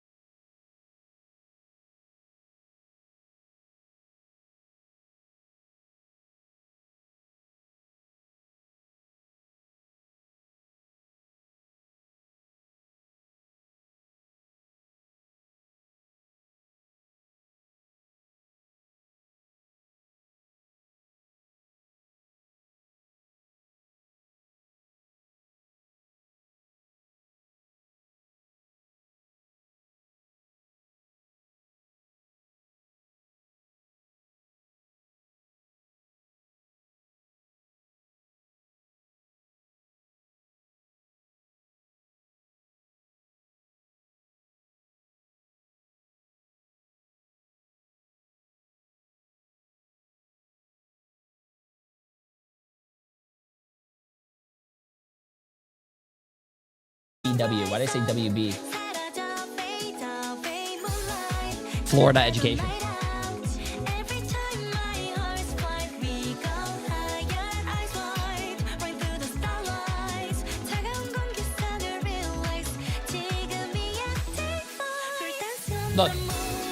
Look, I'll even prove to you guys that this is the best watch party. Ready? Watch this. Magic 8 Ball.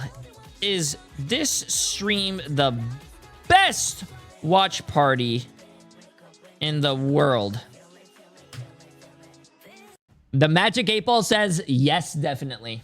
And now we got a series on our hands. Welcome back, everyone. Zoe here, joined by Dogman and I run Ship, and let's break down how SSG pulled this one back compositionally for them as well, and they came quick at the very end there as well. So I think the adaptations from SSG are really starting to come through. I like the game plan that I had heading into this map. I mean, they figured it out, right? I think towards the third phase and every map they were making adjustments. That's what we want to see out of these top teams right now, right? Is not to be stagnant, correct?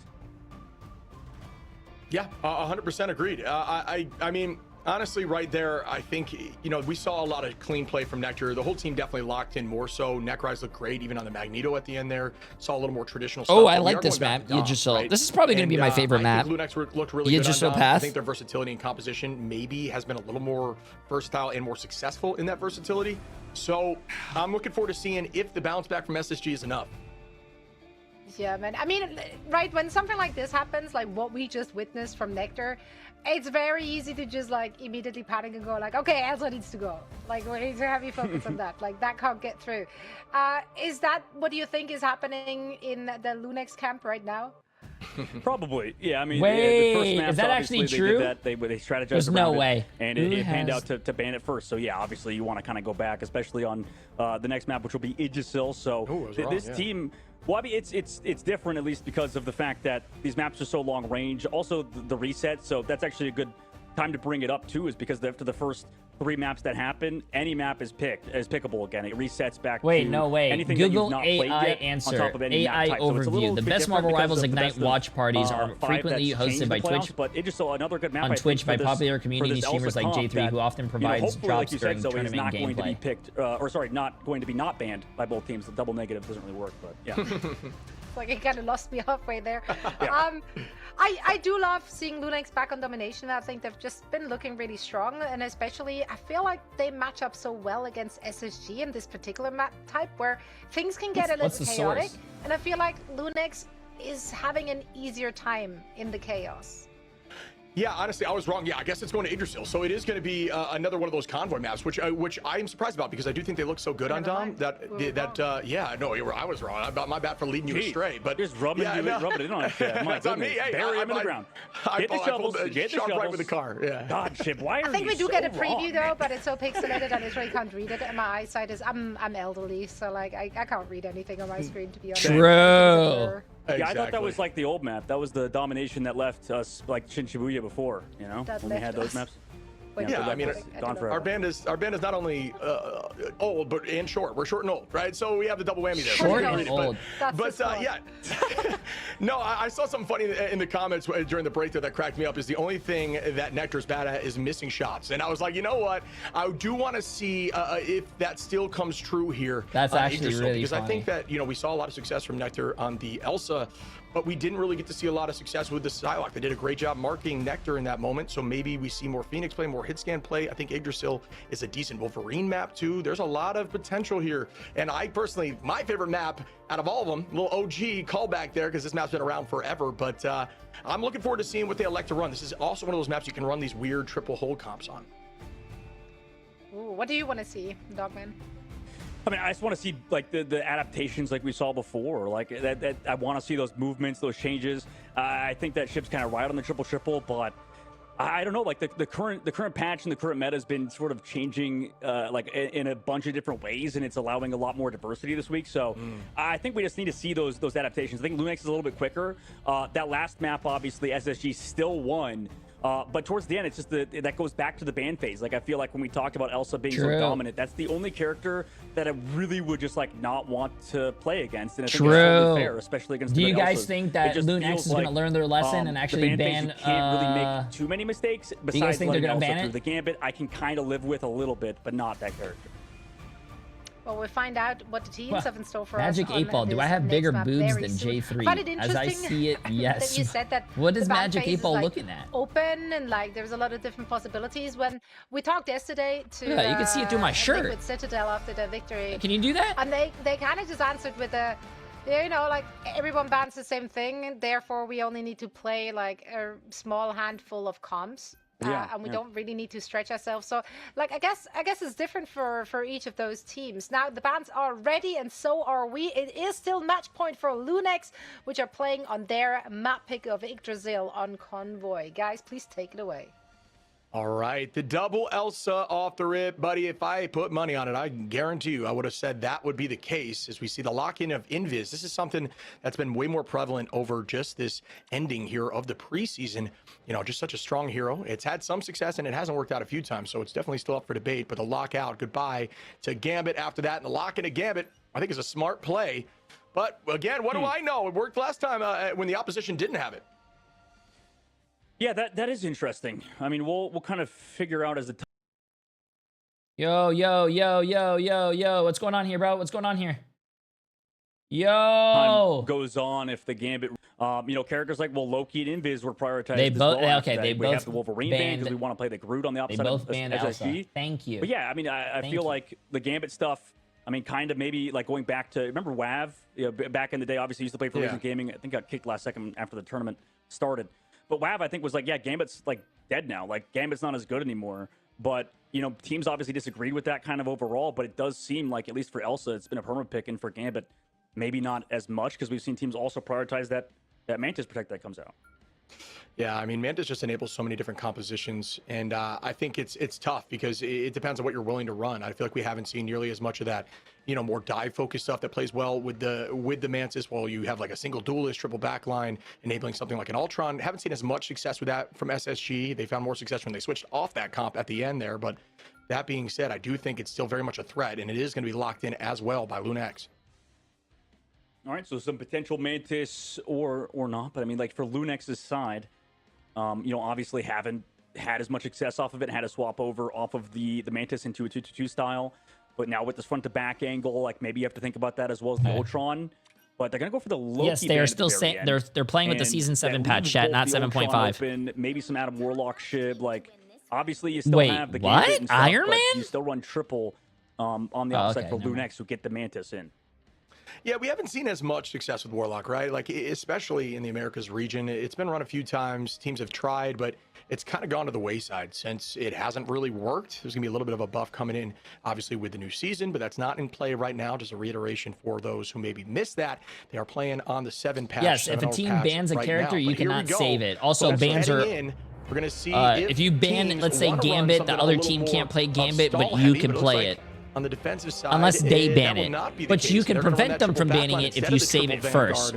You cannot save a character that's already been banned. Ultron getting buffed is insane, man. Like I feel like he's already been so meta. Hey, I got you, Jessica. I love how even with 5K viewers on Twitch and a lot on YouTube, he still reads all of our comments. Some streamers will have way less viewers and never interact. Oh my god, he's so bad. I mean, he's bad with everyone has their own way of streaming, but I am a very big community-based streamer. I love interacting with you guys.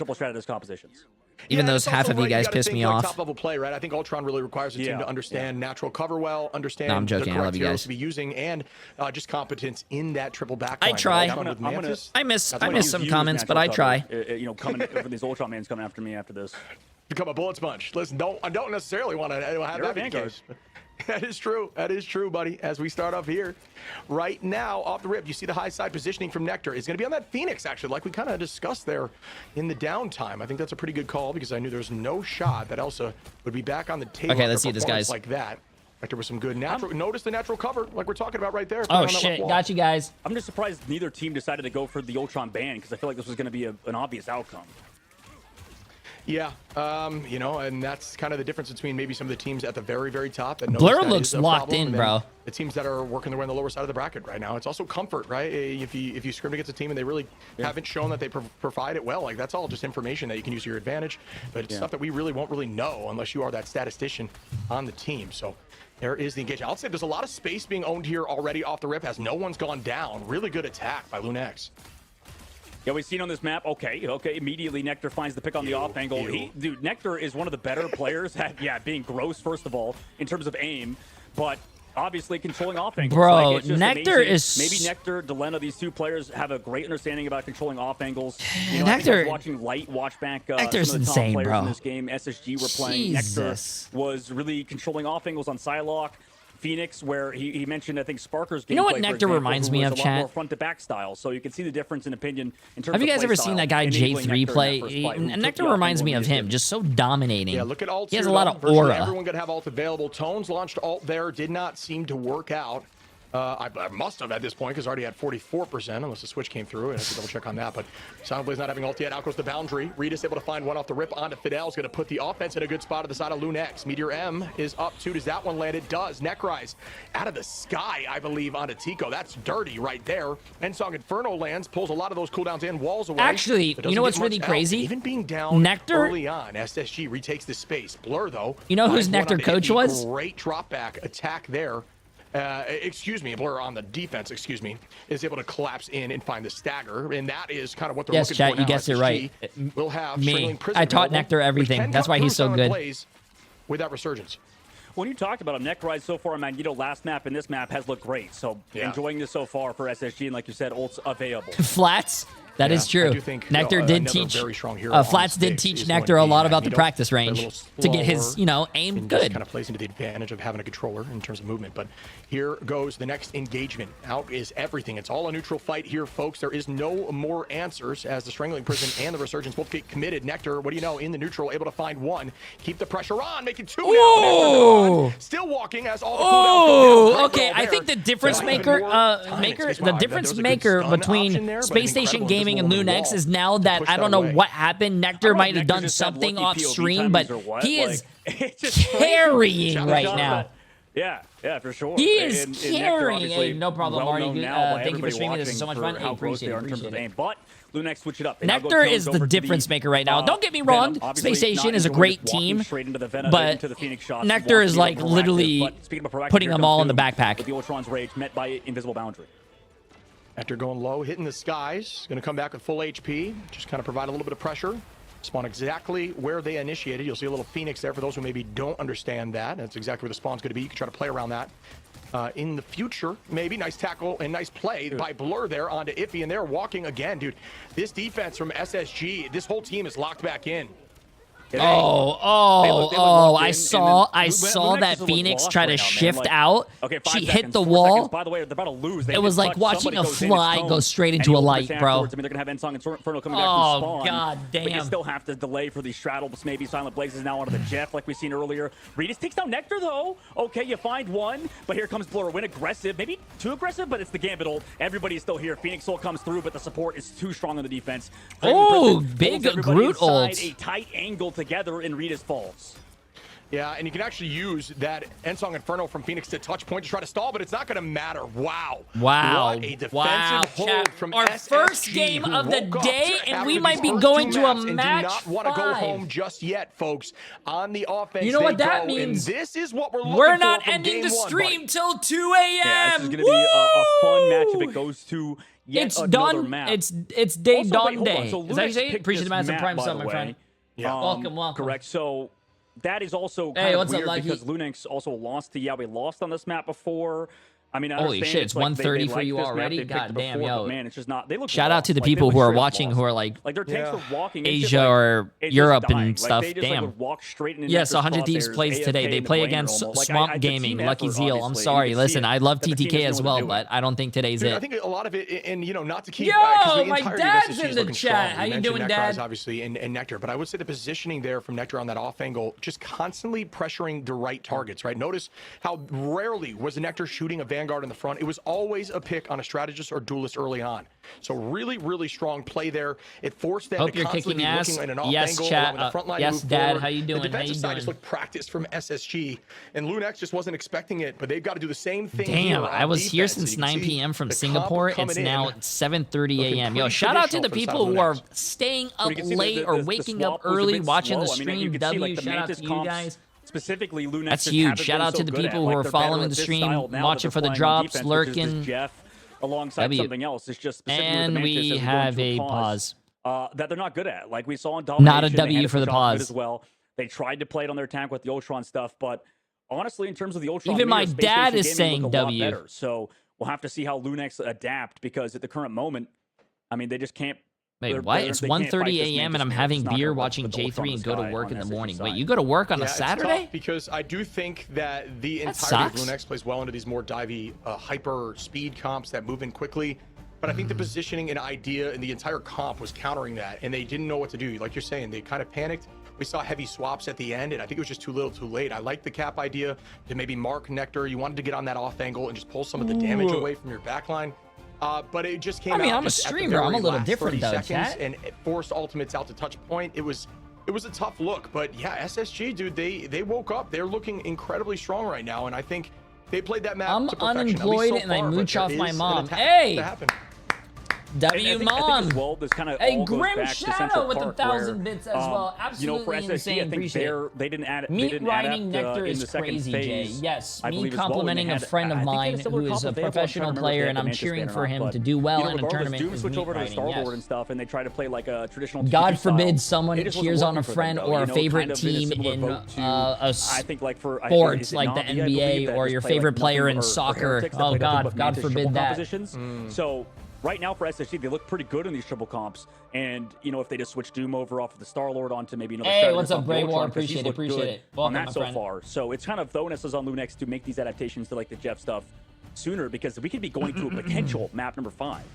Yeah, and I just looked, the Mantis was not banned on the go-around of Midtown, so you're definitely right there.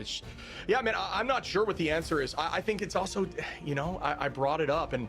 You know, I brought it up early on. I just think that when they have these in the bag, for some reason, LUNEX just seems to let my dad even sees you, and chocolate. It's not over yet, and they can absolutely win this series, and I know that they have the talent to do so, but they need to break that mold that they've been in of being up heavy, whether it's in a map or a series, and then just looking like a totally different team. Oh yeah, absolutely, they do. And you know, obviously, by the way, the pause just came out. I believe the pause was on Necryze's side, on SGC's side.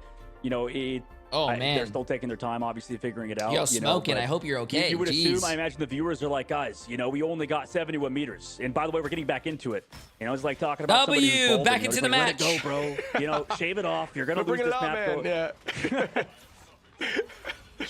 Do something about it. You know what I mean? No, here we go. Off the rip on the attack. You can see no real change here for SSG. They don't need to. And then Swamp LUNEX Gaming plays 100 Thieves. Thieves. A comp that they have found success with, like you're saying, with that Jeff, but the games begin as the point has already pushed to the first turn. This is typically where you'll see teams portal in on a full hold composition with the Vanguard front line, but it just nowadays these teams are getting around this first bend with no real issue.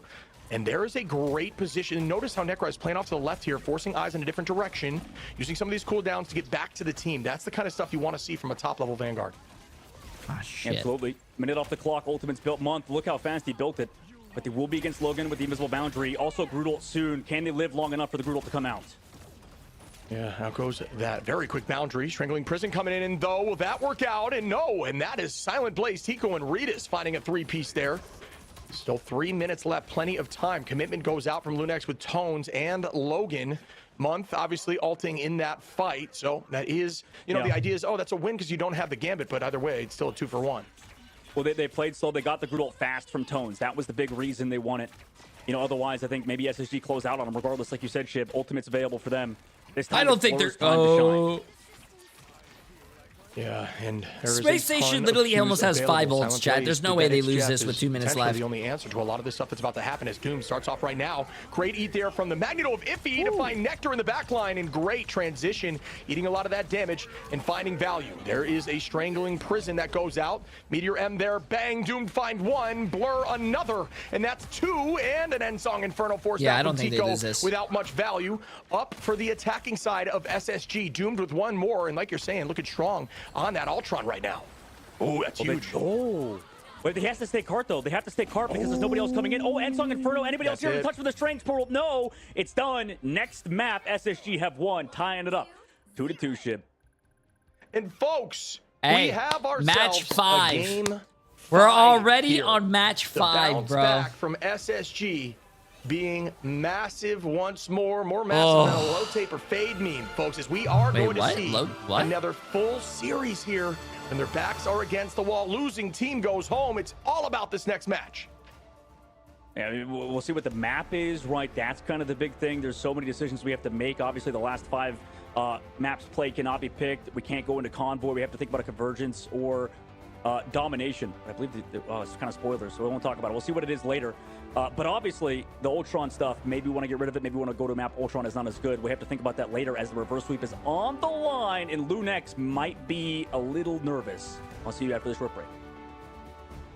We're going on a break. W break. Hey, Boba. Hey, Jay, just came back from work and came around the stream. Hope your day's been great. Hey, appreciate it. Hey, today's been a lot of great games. Also, someone asked, did Virtus Pro play? Yes, we're in NA already. Virtus Pro game, I'm not going to tell you who won, but you should definitely go back in the VOD and watch that. That was a great game. I don't want to spoil it. But if you're a,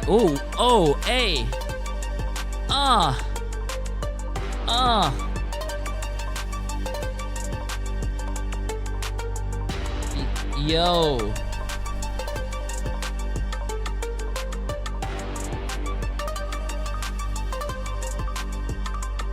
I'm pretty sure someone can freestyle off this.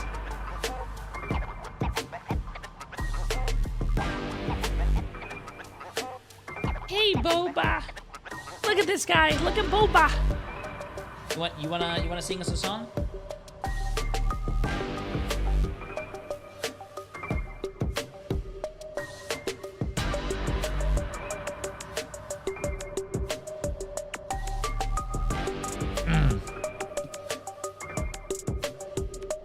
Freestyle Emily 1 J3 0. What? How did Emily beat me in a freestyle? I cannot freestyle, bro.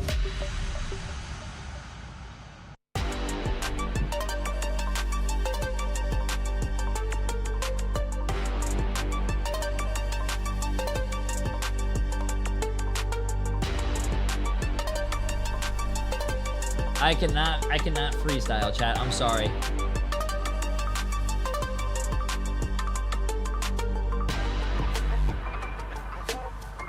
Nah, man.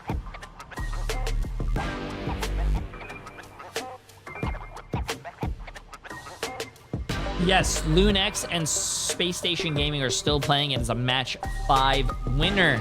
This is a great game. You know why? Because winner moves on. The loser goes home, and their playoff run is over.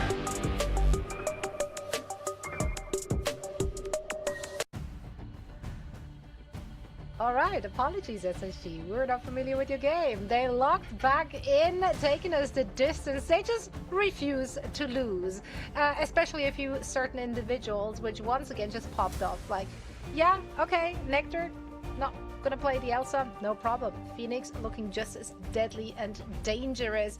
Overall, I really like that triple strat in SSG's hands. I think they did a lot for them.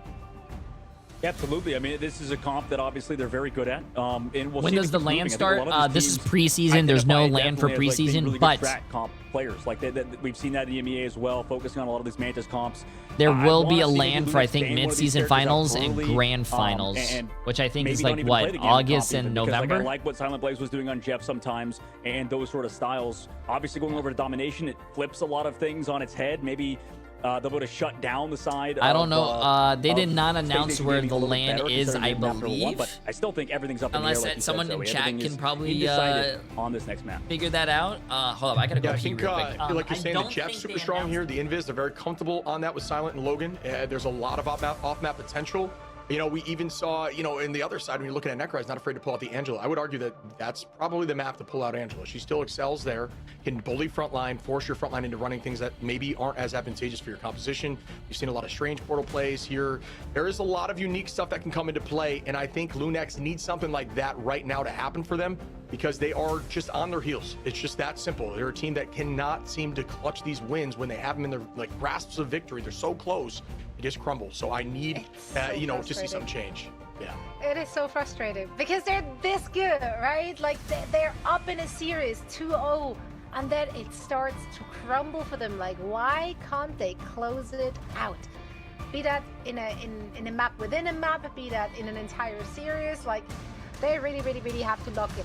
That said, though, as much as it may be them just kind of like falling apart, I do think SSG cleaned up their act. I think they were a lot more decisive, which they kind of lacked before, right? That goes back to like, is their target focus on point? Like, no, it wasn't, because they weren't on the same page. They weren't on the same page about going in aggressively.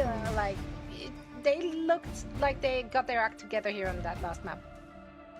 Absolutely, and it kind of goes down to that's what they play around best, like is the Nectar comps, and damn, it makes I lost it a my little bit sneeze, easier. bro. The puzzles kind of fall into place. Like sometimes not even the players know why they get good out of nowhere. Like it just, you know, happens. It happens sometimes, right? Your team is better at certain styles. They synergize around it. Some players have better mentalities for certain comps. You can see they love to play around Nectar. That's the team's sort of identity. And when we have to put him onto like a Psylocke and he wants to go ham and aggressive, kind of like Tap, who is not on any of the teams so far in this tournament. But these are very hyper aggressive players. Sometimes you can see even in the KO feed how many times Nectar was going my down. face cam Now that they have froze. that I was that petting support, now that they have Boba. the help, they're going to get a lot more done. God damn it, chat. Yeah, I absolutely agree. I think, and I also think that as a whole, when you're looking at this team, I think that Space Station does a good job with more traditional comps, stuff that worked more in the last meta, at least for the Vanguard front. They're not really running these super aggressive front lines that are aggroing. They play better when they can sit back and, like you're saying, enable the duelists, enable Nectar to find value, and they're just playing off that. Yeah, I want to see both teams going back into a flow state, not overthinking it, playing to their strength in order to close it out 2-2 the series. This is an elimination match, and only one team will continue their run in the lower bracket. Last time, Chat, we help, went I'm to stuck. map 3, 99% virtually on both sides, and every single go of it. It is going to be intense, and folks, losing team goes home out of the playoffs here for the preseason. Nobody wants that. It is intense, and I'm sure the nerves are high. You go from butterflies into bees in the stomach. What do you mean professional See streamer, bands by go, the way? "Ooh, It's they're my organized, computer. My the computer has one-sided issues. It freezes. I Nelson don't know. matchup here. Hey, maybe this is the time it works. I don't know. I mean, they're going to try to counter a lot of the heroes that can support it. Maybe the Mantis and stuff. You know, in SSG, like, what do they want to go at first? Like, do you want to protect the Elsa? I mean, obviously you do, surely, right? So that's going to happen. Then LUNEX obviously have the choices behind them. Like, do they want to go for those? I think Loki LUNEX bans? just threw the Do they game. want to go for the Mantis bans and stuff? Chat, because I mean, literally we've seen think squads, LUNEX just threw the game. like SSG, do well with those compositions. So, you know, but LUNEX, they have decisions to make, I obviously. literally think think the Mantis, that's a smart LUNEX one. just threw They've the done well with the game. Mantis comp so far. At least you remove that. But it is still, like, yeah, you said, Nectar on the Elsa is always a force to be reckoned with. Yeah, but this is where things get tricky, right? And I said I do think LUNEX can run these more unique compositions that throw a team for a loop. Yesterday, you like to call it the cheese dog, and I do agree work, especially on Domination. They throw your team for a loop, you get the point early, you stall for as long as possible. It's a 99% You lose situation. You lose 2 one fight, you come games back and back to you win back. the map. And that's the Actually, kind of no. stuff they absolutely You work. you I think lose a LUNEX does game. that well, but the question is, can they do it well while Nectar is peppering them with the strongest, arguably the strongest hero in this meta? I think they banned it last game, so that's and they have to make, and you can see obviously focusing more towards strategists trying to get that one-sided invis. I don't know if I they didn't go for protect. They can go for anything they want now on LUNEX. They didn't save. They didn't. And whoever's controlling Space the band Station, doomed is it's a fired. message, chat. It's a message. Space That's Station's your like, ego yeah, play we and don't even accidental need to play, fucking DC, who save knows what has anything. happened, You but guys are goodbye to bad. the This is an DD there. aura. And This the is lock-in aura. of Strange is going to Aura, be the case. chat. And, you know, in case Aura. they elect to remove Strange, you don't have that portal back. Yeah, and they get the invis team up. I mean, also, like, I guess maybe you're like, you can hide some stuff by not going for the protect there. You know, you don't make it obvious what you want to do, what your game plan is after the Elsa and who wants to protect you. It is interesting, though, because, like, I mean, the Jeff stuff is still available alongside Venom. So maybe I was thinking, like you said earlier, that last ban Venom could have maybe been good for SSG. Wait, is Doom AFK? Okay, no, he got Jeff at the very end. Okay, interesting. And that's actually a good switch up, though, because of what Silent has been doing. Dude, I love that. I think that's a great play. I think Jeff gets a ton of value here. And Silent, although, you know, early on and on map 1 on Dom, we said, you know, struggled a little bit. That's just due to the comp that they were going against, right? But, you know, it looked dominant. It looked really good towards the end, and especially on future maps. So great ban there, in my opinion, for your final ban. I think Strange is another one of those unique ones that could have worked. And you can see if he's floating that Strange off rip, and Necry's doing the same. We might see either an early point position, the idea of a kidnap, but I do think it's just going to be all about getting to that point quick. So I'm a little nervous if I think if I'm a LUNEX fan. We'll see moving forward because, you know, obviously you get that Mantis ban on the opposite side, but we've seen so far the squad for LUNEX just haven't been able to make Mantis work and made the Jeff and stuff work. So we'll see how this pans out for them. For SPACESTATION Gaming, I kind of like the ban phase, except, you know, I mean, obviously getting the one-sided. I mean, Elsa is like always going to be a huge benefit. So for LUNEX, I think their backs are against the wall ship. It's as you and Zoe mentioned, they just always seem to just lose when they are this close to winning. We'll see if they can finally break that curse, but it's an uphill battle after letting the Elsa through. Yeah, and we will begin here, folks. You can see Doomed on that Wolverine. It's another one of those maps that you can see a lot of off-map plays, especially right now. Necry's likely getting them to point quickly on the Strange. Another one of those heroes that plays well on controller, owning that height now. Yo, what's up, Ren? Everybody going to jump out, and again, it's just about getting here. The counter portal from Iffy is going to be behind. Oh, they both portaled in the same spot. Not to be rude or anything, but I think SPACESTATION Gaming wins this. Excuse me, teleport as a wall, and I think the portal play comes out on top of the side of SSG in that, but one team has Elsa, the other team doesn't. I don't know, man. At least to start on the Wolverine as well for that group. I'm a Elsa hater, bro. Early, by the way, damage coming through from Doom, who has that snowflake on him, so he can just play as aggressive as you want. Look for those hooks, look for those plays around the corner. If he falls so low, but does fall back. Ult's coming up soon now, I think, for LUNEX. As at the moment, though, SSG trying to keep Doom alive. Oh no, he goes down. Logan, once again, with some strong damage and a great wall to isolate. And again, that isolation didn't allow the Stretch to look forward, and they find value off it as now LUNEX are looking up in numbers, trying to get this point. And it will go their way, slowly but surely, as the drop-off goes now. Ooh, Gartrox gets committed, though, as Nectar falls. Rita's able to How are the games? Oh, Rin, I don't know when you left, but you missed some of the best games. This is also one of the best games we're watching. Both of these teams fighting for the side of LUNEX. really well. It's match 5 right now. This is do or die. If you lose, you go home. Well, I think they're already home, but if you lose, you're out of the playoffs. And then the Mantis, was it either Silence Blaze or something, but you know, regardless, it's nice to see Ritas back on the Phoenix with the hard block at the very least. And for Doomed, a little bit too aggressive. Fidel no going to the Cloak and Dagger, as they know they want to play this sort of front to back style. But early setup now from SSG on the top left. Early to go. And there is that boundary. Nice camera angle. You can see Silent Blaze's allowing them to ear. Try to hold on for a moment. Commitment on point, about halfway there right now. Tico, great positioning here, owning the height, especially when you have something like Logan on this Loki. You can deal so much damage. No, Virtus Pro is not out, chat, but they did lose today. Apply so much healing and pressure at the same time. The commitment comes through. There is that end song, bang on a tight ceiling, but wow, that was a dirty fade there from Cloak to keep everyone healthy. Perfect timing. Yeah. Good fade, yeah, good fade. For sure, and they want to now walk back in once they get cooldowns. Copy comes out on the attack. Month goes first, but afterwards, I mean, they're going to pull them after. Ayabagamotto comes through. Nice dodge. So interesting eye. That was a very interesting eye, but Emon trying to break walls behind. Notice that is always the priority. You don't want missed to it, get bro. too much value. Fidel going to copy up, get onto point, and SSG's just trying to stall now. 64% here for LUNEX. The Silent Blaze finds one, though. I mean, Silent Blaze finds Doomed. He actually went in with the Wolf ult, too, so that's that ultimate gone on top of going down. But at least SPACESTATION Gaming are in control of the point. They forced them off for now. Regardless, still losing Blur. SSG are forced back once more. Shiv temporarily controlled the point, but it doesn't end up mattering. Lartrox late again from Nectar. It's deleted yet again. Okay, wait, Nectar, bro. You were popping off on Elsa. What are these ults? LUNEX is really has Doomed used his ult, he died. Nectar used his ult, got no value. Guys, well, they own this space. Really good play right now. They gave you Elsa. Don't throw this chance. SPACESTATION trying to match us a little bit, a little more consistently, but the Mantis value, Mantis stonks are growing here as Redis with some good positioning deals a ton of damage. And once again, wants to head in there with the Ensong Inferno in a brief moment. Here's the Ivok as well. He goes down. Doom falls again. That's the, was it third, fourth time in a row? Doom's been target focused before the fight even begins. Cloak ult, 2 Lace now, Shib. And, I mean, they're going to have to keep stalling, but how much longer can they stall out at this point without a member of their squad?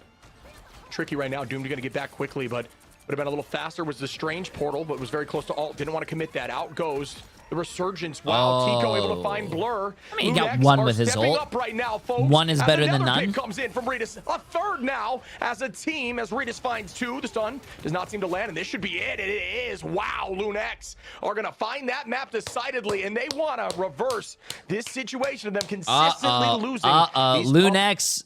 This is really good by LUNEX because they won the first games. They won the first 2 games. Space Station is they're close to reverse sweeping, but LUNEX is not giving them that opportunity. I mean, that was supposed to be a good wrap. Also, Space Station Gaming, I think their DPS are kind of trolling it. We were gassing Nectar up so much, he started like throwing, and then Doomed. I don't know what Doomed is doing.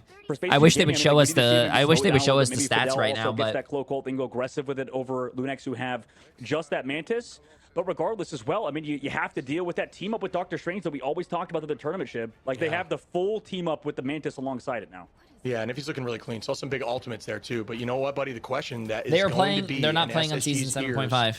If they do lose this, is were they going to save the Daredevil? You know, that's going to be ringing in their minds, I'm sure, overnight, because that lack of not having that lock that they just slept on, unfortunately, could be the deciding factor of them losing this and force Doomed onto things like now going to be playing the Moon Knight, which we really haven't seen as much success with in this meta at all. It seems a little bit scrambly to me. Yeah, I mean, on top of that, like, I just can't believe they also let the Mantis, in hindsight now, the Mantis Invis in Doctor Strange, just because we saw that so good in the past, and also teams at least banned one part of it. But obviously with how LUNEX looked on the Mantis earlier, it didn't end up mattering. Okay, Doomed, sure, just take out 2 on Moon Knight of all things. Psych, I lied. Moon Knight. It looks really good. What am I saying? Goodbye. Well done there, Doomed. Finding them in that corner, and is finding a Vengeance with a 3-piece now, as Fidel is able to find 1 pick there for the 4th, and they have hey, when in doubt, go Moon Knight. With ult advantage Grim with and 100 the bits. Appreciate my friend. Tell Nectar, I'm sorry. The beauty of this is the idea is you want to counter that Mantis, because Mantis using that Soul Resurgence is still very susceptible I don't think he needs to say sorry. The Groot Knight combination cannot escape the Strangling Prison, much like Luna or Cloak can. We're walking up at the moment. You know, and they had a solid advantage, I think, in that fight. We'll see what Redis wants to do now, who is on that Wolverine. But Iffy again, I mean, sure, we're going to look for this Agamotto in the middle of the fight. Also block this Groot ult. Right now, he's had to deal with this Wolverine on the backside. Here comes that Mantis on the backside, Groot ult in the back. Here comes that Moon Knight combination that you talked about. Overhealth is there, but it's not enough to save Tico. Iffy also falls. Follow-up is there. Reset once more for LUNEX. You know, I want to say this is bad, but if you guys play Overwatch, you remember like Grav Dragon, or if you use Graviton Surge from Zarya, but like, that's basically what they're doing right now with Groot. Groot ults, grabs everyone together, Moon Knight ults. Oh, sorry, Bubba. Moon Knight ults on top of the Groot ult, you basically kill everything. Even if they use a support ult, they can still die, but... And now LUNEX is doing the same thing back to them. Who does go down, Rita's going to clean that up quickly. Month copies up here. I mean, even in your ranked games, chat, if you're a Moon Knight player or a DPS player, and you have a really, if you have a friend, chat, this is going to sound really, I'm not trying to be mean, but if you have a friend who plays tank and who's a really decent Groot, Moon Knight combo with each other every single team fight, you'll win all your games, bro. Not available, or if Moon Knight gets banned, go Namor. Namor does the same thing. So slow play ended up working for LUNEX. As Space Station Gaming, their game plan the whole time was the reset. Yeah, I mean, it's a good kite, right? But that's kind of the idea. The reason that ult was committed is to buy you 13 seconds on point. Now you're at 91%, and if you're looking for SSG to win this, you essentially just want to build a ton of ults and win one singular fight. But LUNEX did a great job not overcommitting there either, as they're going to have almost 4 ults available. They will have 4 ults available, but they don't have the combination with Tones just yet. So it's all about if that is going to be the issue. Will Doom get more value, or will Tico? Tico starts it now. Does not seem to get a pick just yet. drives a lot of cooldowns out of the, out of the wayward side there, but they start up now with the walk down. Sonic Seduction doesn't seem to get much value, and everybody's a little nervous right now. You can see it. yeah, I mean, you're not playing normally for sure. Like both teams. People are getting nervous. People are getting they nervous. With Invisible Boundary. Doomed has the ult, obviously, but they full disengage again from SSG. Playing Look, safe, watch, ready? Space Station Gaming's going to come back, use LUNEX, Groot ult and Moon Knight. Get, GG's. To 90%, I'd be a little nervous, especially since they're already on round point. They're going to walk in with Fidel here, I believe is going to be the case. They're going to try to get this Groot Knight combination, and that could be the game winner. That's the entirety of what they're thinking right now. Fidel does have ult, and they're going to have to walk forward. They will have an answer with Silent Blaze, but that doesn't matter much if that Moon Knight let's see this chat. Invis also will struggle with that, and there's that combination I'm talking about. Mapped right back by the boundary. Will they get the Strangling Prison? It finds, no, it finds two, but a huge eye comes through. Doomed, able to find one, traded from Tico. Both sides evened out, playing safe again. Both teams that nervous. Groot did not die. Wow. No, it was not able to work. Nectar tried, and an answer from Tico on a neck rise. Wow, this is just that ult. That ult is going to haunt Nectar for the rest of his Are you kidding me, LUNEX? How are they coming back into this? They're also having Rita's come back with the ult in the moment. Goes through the flank, could make the play of a lifetime to end it. To recap, or rather to keep control of the point after the portal potentially was used earlier. Here comes Necrise, who's on Angela's comfort pick at this rate. Gets grabbed out of the sky, but Nectar, oh my god, they've woken up again. But Necrise trades back tones, at the very least comes back to remain to bring SSG onto the point. Rita's not even on a spear, allowed LUNEX. Wow, there's no way Space Station wasted all those ults and still managed to... No way. If it's going to be run, and that is straight value right there. This is up in numbers once again. LUNEX had it in their grasp once more. But oh my, Doomed with a huge opportunity there. Doesn't matter, that's two goes down as Fidel finds one, Doomed another. This is just a matter of time, I believe, unless something magical happens, and it is not going to be the case. That should do it for the tied up map. We're going to map 3, folks, as the rest will subtly, slowly fall. A quadra now for Doomed. And Chat. Holy crap, the Game of Thrones. The score is 2-2, match 5. It's tied 1-1 in a cough game, bro. Monument, the next map, and I mean, shit, I feel this like is kind what of I love to watch. Competitive gameplay going down to the last, literally the last second. Maybe all your blood, sweat, and tears, and whatever else, bro. Listen, shift combination into a grab. This is Marvel Rivals right here. This is esports. Wolverine players do it. Regis never made the play, and I would have liked to see him do it. Sports. It's in the game. Is that still their motto or something? Charge advantage going to be slightly in the favor of SSG, who are going to be locked into the comp that they were running there. At the end, it's, in their favor right now. Nectar has Glartrox available, but I'm just surprised that I can't imagine how much pressure these guys feel, man. And got nothing. LUNEX had it in their grasp and just kind of panicked with it. Once again, it is going to be Regis with a huge last stand potential play here. Nectar does have another ult available, like we're saying. Doomed, Month, Fidel, Necrise, all going to be in tone right behind. Whoa, Tico got sniped cross map.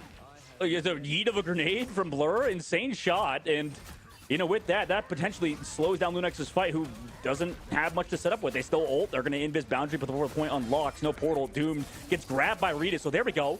Nice play from him with the invisible boundary, as there was no shot. Also goes in with the ult. Finally, Regis comes through with the follow-up, and there we go. Nice opening moves, but they still have strat ults for Space Station Gaming. In fact, both of them, and LUNEX are missing everything. So Regis, again, would have to go off and pull somebody out of this ult. Yeah, I don't know about that. Wow, disgusting. You talked about Regis needing to stay. Oh my, that is a massive Glartrox. Hey, by themselves. LUNEX didn't ban it, chat. LUNEX didn't ban it. More will fall now as Nectar. LUNEX didn't ban it. That is their fault. And they retake the That is their fault. LUNEX didn't ban it. That is their fault.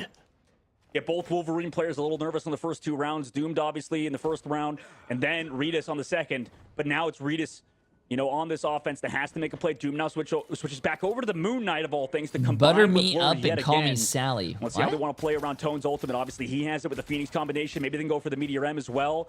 But Nectar, again, these off angles, we could talk about them all day. Controlled it yet again, at least forces pressure onto the back line. The reset comes through. Ult advantage going to be slightly in the favor of SSG, but not for long. Silent able to find one off the tackle there once more. Huge tackle from Retus, who's stepping up. Oh, is it a LeBron? It is a LeBron, chat. A LeBron on the cloak and dagger roll, bro. That's massive. Now. Can they stay there? That's massive. Logan with some good shots onto Necrise, and that is going to be the retake at 47%. And now ult advantage LUNEX. Once again, folks, we have a trade here. This has been really back and forth, and I think the Invisible Woman Edge is making a big deal in this, obviously, with Silent Blaze being able to pull the other Wolverine if necessary. Doomed obviously switching. I wish both of these teams could move on, man. Both of these teams are showing a lot of heart and passion. Or vice versa, like we've seen before out of them, regardless of upcoming fight. So many ults, but it's that huge Groot ult from both sides that is totally available alongside the neutrals out of both duelist players. Boundary gets committed. You can use Strangling Prison to try to pull out a Boundary. Not sure where that lands. Looks like Tone's able to find Fidel and Nectar through it, and he's up on the height there on the ramp. Well played, and that's going to force them to stagger here at 51%. Yeah, excellent play. Nice read and shift of momentum. Necrise falls back. So does Doom. Stagger's maybe coming out. Doom getting hard staggered. Goodbye. They already know he has the Moon Knight ultimate. Let's see how they play it. I think neither team has actually made a full direct counter to any of these Groot ultimates. At least one or two people go down. It's hard just because of the amount of space Strangling Prism can get. But as long as you get somebody picked out here early, maybe you can go for a TP play if it's only one. I think it's difficult now for SSG because they really want to provide that combination that worked well in the last map, but it's tricky to land that here, and they're relying on it heavy, and I think that's putting them in a tough spot. Again, good close hold. Retus goes down low. Logan copies up and does the exact same thing. Will it work out his month? Trying to find an angle there, but no. Tico finds the first pick once again, and they're just getting caught waiting out this combination. It gets launched here as Tone starts off with one. Iffy on the blur, and I think LUNEX might be able to do this now. Doomed finding two Nectar with another. Clutch up on the duelist here, trying to get to point fast. Doomed is going to find another pick with a triple. Nice. And now look at Logan. But wow, this is insane. And you look down at Nectar, who's just trying to hold on against the Wolverine, still stalling and trying to get this point, and does nice. Just that. But 99% chat, this you LUNEX. cannot. Folks, this is the most insane matchup we could have had here. Thank you, Shib. One. I was gonna say the same thing. This is the most insane match you could possibly watch, bro. Slightly in favor of LUNEX with Iffy, but will it convert? Yeah, I mean, Fidel, Cloak and Dagger ult, doesn't have bubble either because Necrise is on that. Doctor Strange has to block if he's ult, like you said, or Retus could pull them out of it. Okay, chat. Yeah, this is it. This is it. This is literally the last one. I gotta do the gamer pose. For Nectar, who has been disgusting, like you mentioned on Elsa.